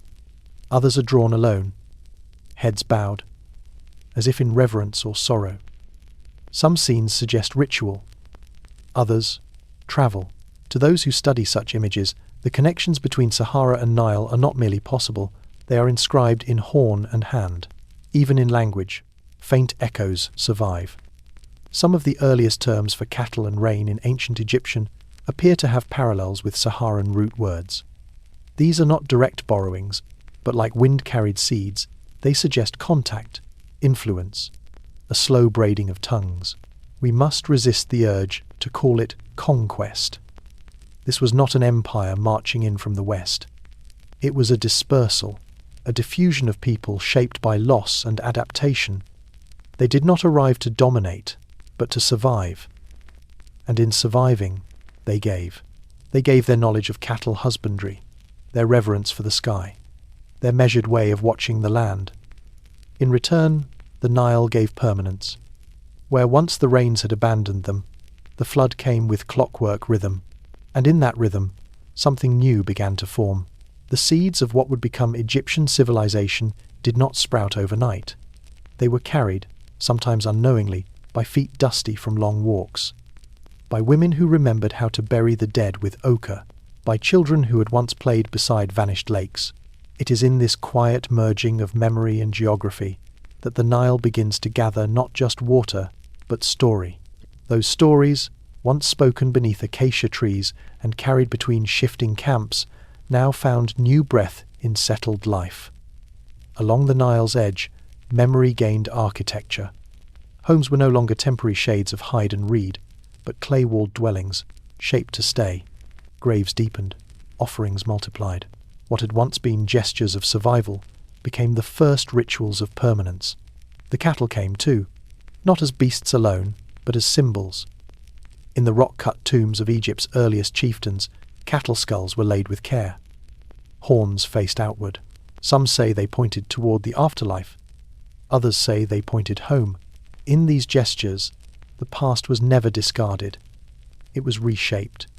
Reverence for animals, which once kept Saharan families alive through drought and journey, now fused with Nile ideas of divinity. The cow became more than food. It became fertility, abundance, the bridge between land and sky.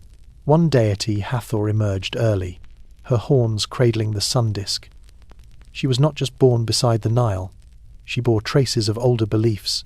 Her bovine form echoed Saharan paintings, where cows stood sacred beneath celestial arcs. These were not mere coincidences.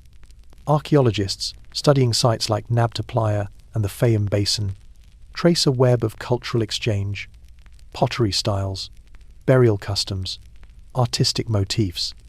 Across centuries, they reveal not rupture, but flow. And always, the cattle walk through them. As companions, as currency, as calendar. Some believe the seasonal movements of herders influenced how early Nile people structured time. Before there were pharaohs to command the calendar, there were cattle to guide it. Before temples held priestly chants, there were night songs sung to coax the herd into sleep. Even in Egypt's later splendor, echoes of that pastoral origin remained. In royal festivals, bulls were paraded through sacred precincts. In myths, the sun itself took bovine shape. And in the tales of first kings, origin was not from palaces, but from somewhere west, somewhere lost. We must remember that deserts erase, but they also preserve. Beneath Saharan sands lie bones of cattle laid carefully beside their owners. Stone markers, burnt offerings, traces of belief. These were not primitive wanderers. They were memory bearers. Their walk eastward, toward the Nile, was not retreat. It was revelation. What began as escape from drought became a passage into history. Their footsteps shaped not just soil, but destiny. By 5000 BCE, the Nile Valley swelled with a new kind of life, one built from blend, not break, one rooted in continuity, not conquest. In its silt-rich banks, the memory of Green Sahara did not die. It transformed, and even now, when the river floods and the desert whispers, something of those early herders remains, in cattle bells echoing across fields, in stories passed from grandmother to child, in the curved horns that still crown ancient doorways. They did not vanish. They arrived. And Egypt, though later crowned in stone and gold, was first seeded in dust. But the memories they carried were not entirely lost to the wind. They settled in the rhythms of another river. They folded into new rituals, took root in different soil, and adapted to the pulse of the Nile. The people who arrived did not write their names in stone, but in movement, pattern, and belief. What fragile threads can we follow from the vanished lakes of the Sahara to the shadowed corners of the early Nile temples? There is no genealogy carved in granite that says, "We came from the west." There are no tribal totems pointing back toward desiccated savannas, and yet, certain hints whisper across the millennia. Not in words, but in shapes. Not in myths, but in shadows. Consider the burials. Before kings built tombs, there were shallow graves in desert sand.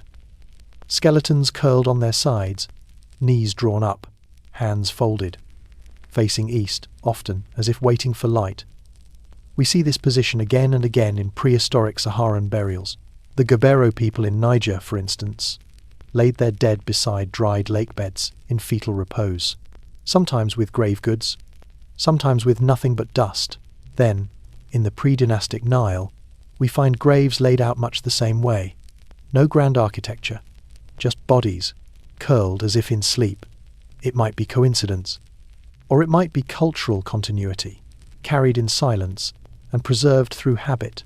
These gestures, the direction of the face, the cradled limbs are easy to overlook, but they can echo louder than stone. And then there are the cattle. Around 6000 BCE, in the Green Sahara, we see signs of a belief system orbiting around these beasts.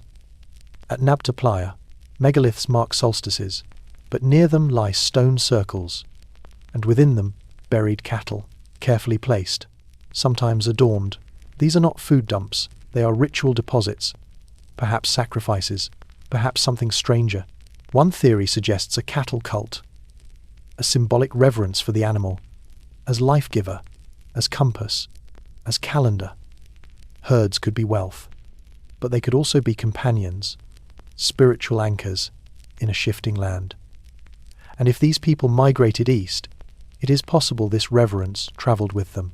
In the early Nile settlements of the Badarian and Nakada cultures, cattle bones appear in ritual contexts.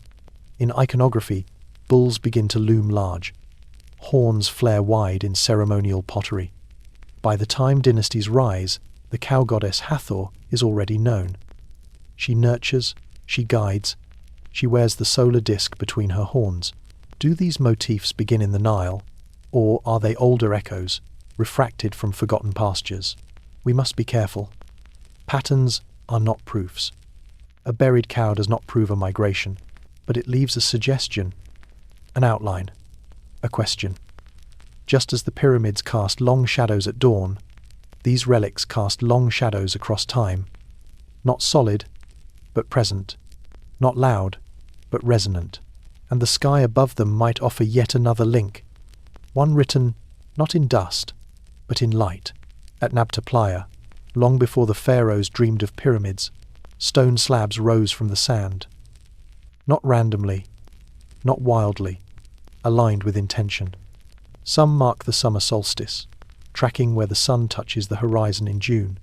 Others trace the arc of Orion, or where Sirius would rise. These were not mere stones. They were sky anchors, human hands, guided by sky memory. The desert, then as now, was a vault of stars. But in those fleeting green centuries, it may also have been a mirror. Lakes reflected constellations. Cattle mirrored the movement of the heavens. Each migration in the grasslands could have echoed the dance of light above. The builders of Nabta did not leave inscriptions. No names, no prayers. But their stones faced the same skies, worshipped thousands of years later by Egyptian priests. When the pyramids were eventually aligned to cardinal directions, or when temples opened their doors to the rising sun, were those choices entirely new, or were they echoes? This is the territory of speculation, yet grounded in pattern. The early Egyptians were astronomers. Their calendar followed Sirius. Their beliefs linked rebirth to the solar cycle. Ra sailed across the sky each day, then descended into the underworld. What if such cosmic thinking began not with cities, but with herders who watched stars to know when to move, to know when water would come? In desert life, timing is survival. Monsoons arrive on schedule or don't. A slight misreading of the sky could mean thirst or death, so they learned to read carefully. They waited, they watched, they aligned.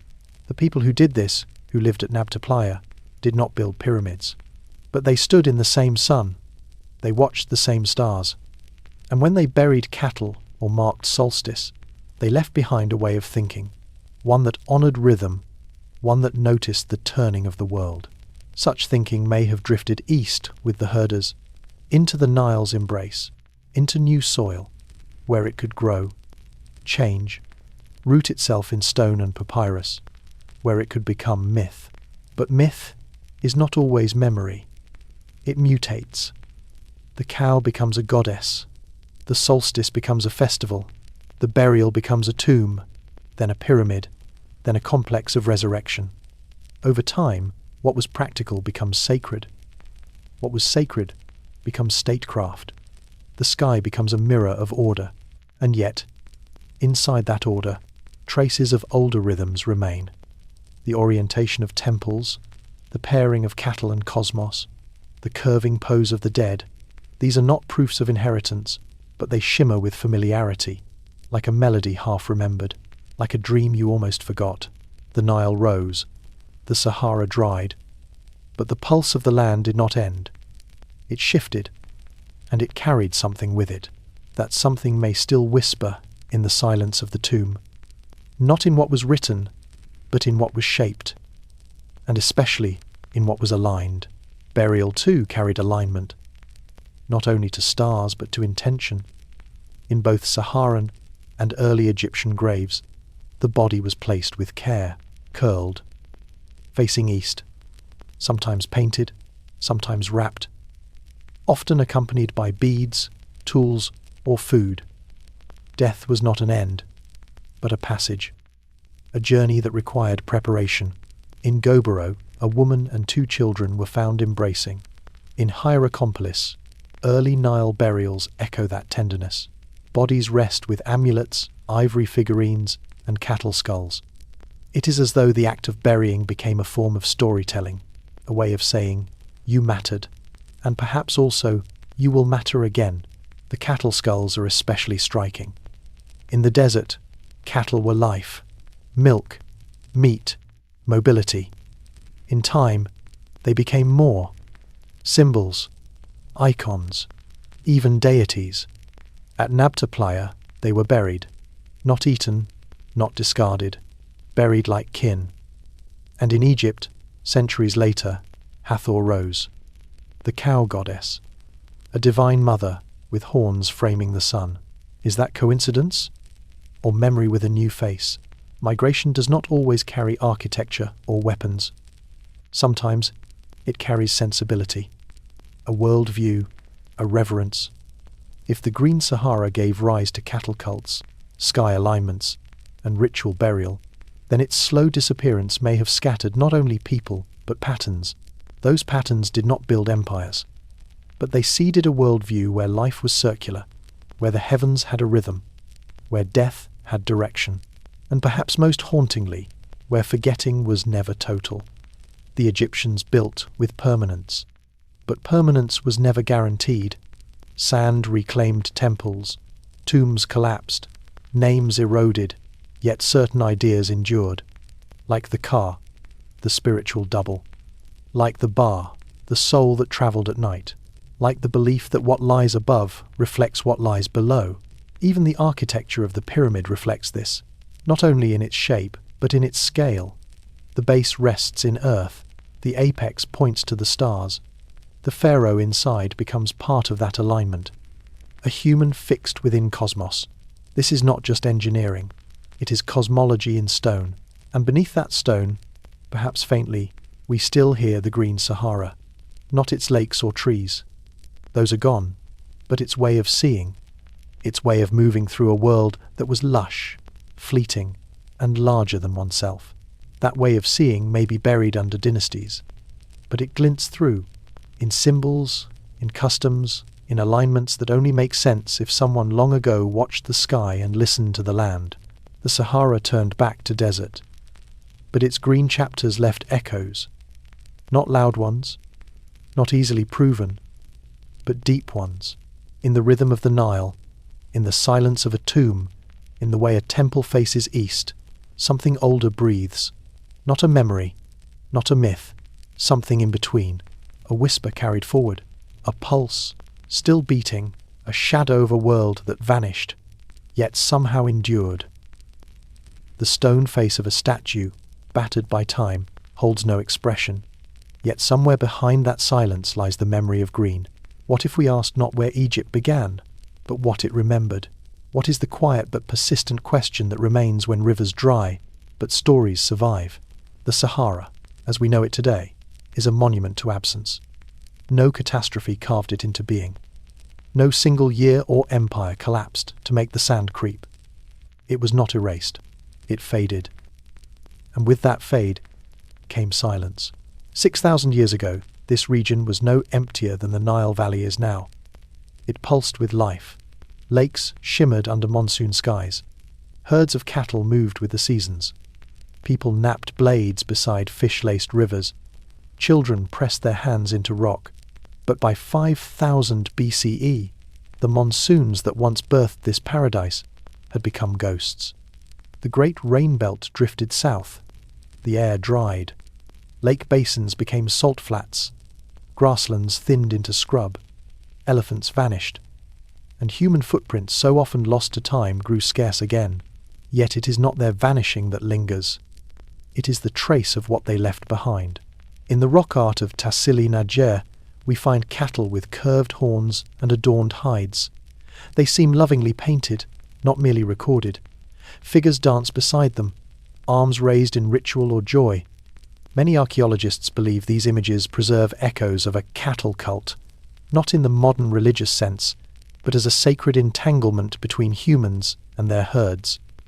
These were not beasts of burden, they were companions, they were symbols, and while the desert swallowed the people who painted them, their reverence for cattle may have walked east.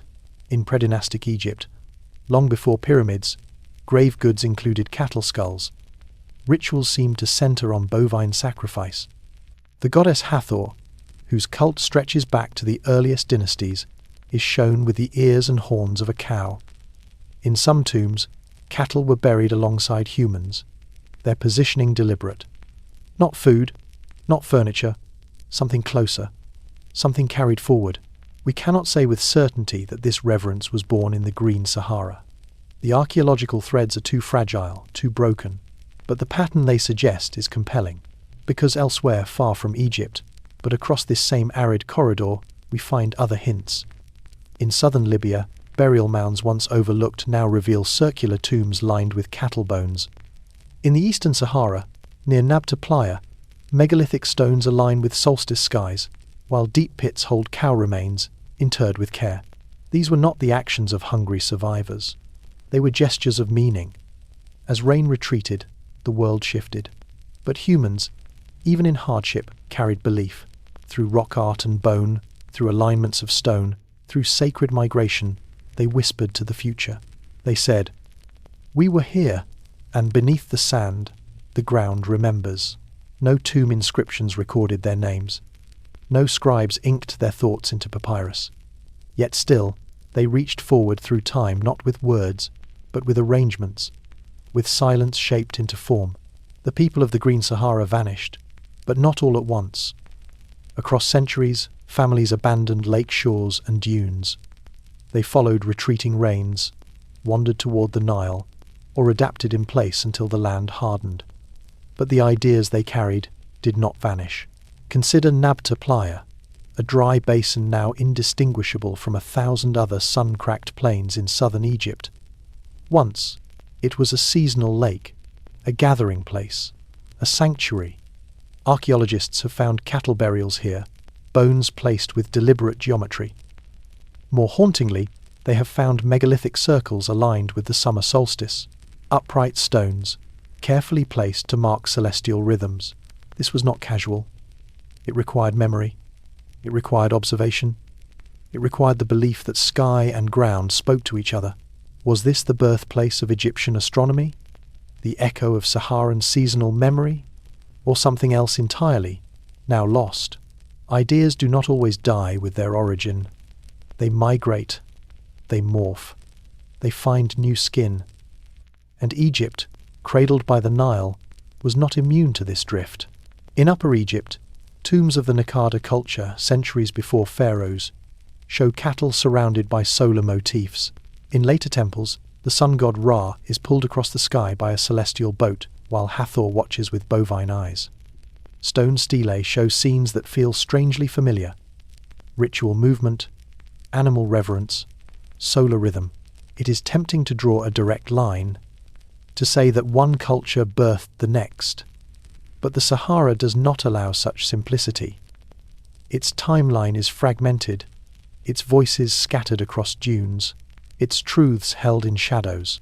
What we do have are motifs, shapes that repeat, ideas that echo, from the Saharan rock art of Algeria to the painted tomb walls in Abydos, from the cattle bones placed beneath desert cairns to the sacred bulls mummified in Memphis. The pattern pulses like a faint heartbeat beneath stone, and sometimes the echoes become almost loud. At Hierakonpolis, a ceremonial centre of early Egypt, a vast structure made from wood and mud housed rituals whose purpose is still debated. Nearby, in one of the oldest cemeteries in the Nile Valley, archaeologists unearthed the remains of a young woman buried beside a cow. The positioning mirrored burials seen in Saharan tombs. It was not just about meat, it was about meaning. Maybe she came from a family who remembered the rain. Maybe her people once told stories of green grasslands, where cows walked beside gods and stars told you when to move. Maybe the Nile was not a beginning, but a continuation. And maybe, if we listen carefully to the stones, to the bones, to the quiet layout of a burial, or the tilt of a horn, we can still hear that whisper, a memory of a time before the sand had a name. The whisper grows fainter with every passing century. Wind scrapes over what remains. Stones fall. Paint fades. The Sahara, once a sea of green rhythms and migration paths, now guards its memories in silence. And yet, not entirely, across the modern desert, fragments persist. In a small depression west of the Nile, shards of pottery rise with each rainfall. They bear fingerprints, smudged into clay 6,000 years ago. At Tassili, a giraffe etched into a rock ledge still arches its neck, though dust softens the lines. These are not ruins in the classical sense. They are moments, paused. Their makers are long gone, but their choices, what to draw, what to bury, what to align with the stars, remain. That is the strange persistence of culture. Even when the people vanish, the intention survives. At Abu Balas, deep in Egypt's western desert, a trail of ancient water jars stretches into emptiness. Once, this was a route, a lifeline between oases. People carried water here, placed it for those who followed, then moved on. The jars are broken now, bleached. But they speak, they say. Someone passed this way. Someone cared enough to leave water behind. That someone may never have called themselves Egyptian or Saharan. They might not have used any name we'd recognize, but they belong to the same great experiment. Humans learning how to live with land, season, scarcity, and sky. And in the end, that is the story the Sahara tells best.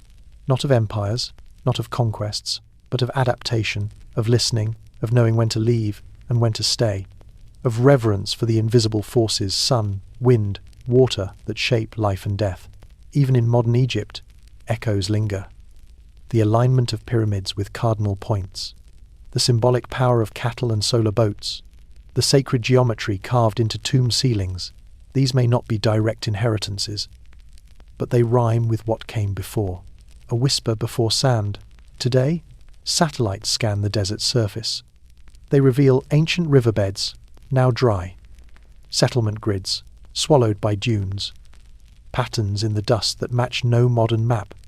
The Sahara was never empty. It was overwritten, and we, in our urgency to look forward, almost missed what lay behind. But now the past rises again, grain by grain, from footprints uncovered by accident, from bones bleached under dig sites, from carvings half buried in talc-fine sand. The story they tell is not grand, not linear. It is quiet. It is slow. A paradise made by the tilt of earth. A bloom of green. Then a fading. And as we look at the Sahara today, harsh and vast, we might remember that this silence was once alive. That dust once fed grass. That rock once echoed with laughter. That, even in absence, meaning endures, the desert keeps no monuments. But it remembers, and it waits. Beneath every dune lies a question. Beneath every ruin, a heartbeat.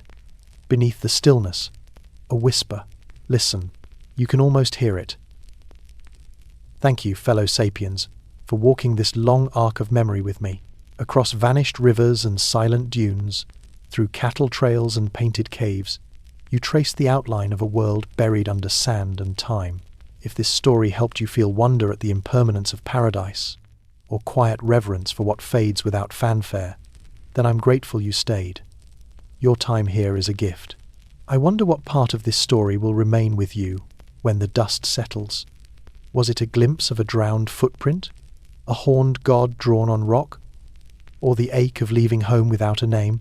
Children's feet pressed into wet riverbanks.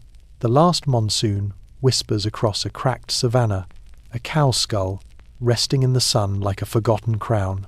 If one image lingers, I invite you to share it in the comments, not as a performance, but as a quiet offering to those puzzling through these stories beside you. And if you'd like to wander with us again, through lost calendars and ancient skies, consider subscribing. There are more ruins in the sand, more shadows in the stone.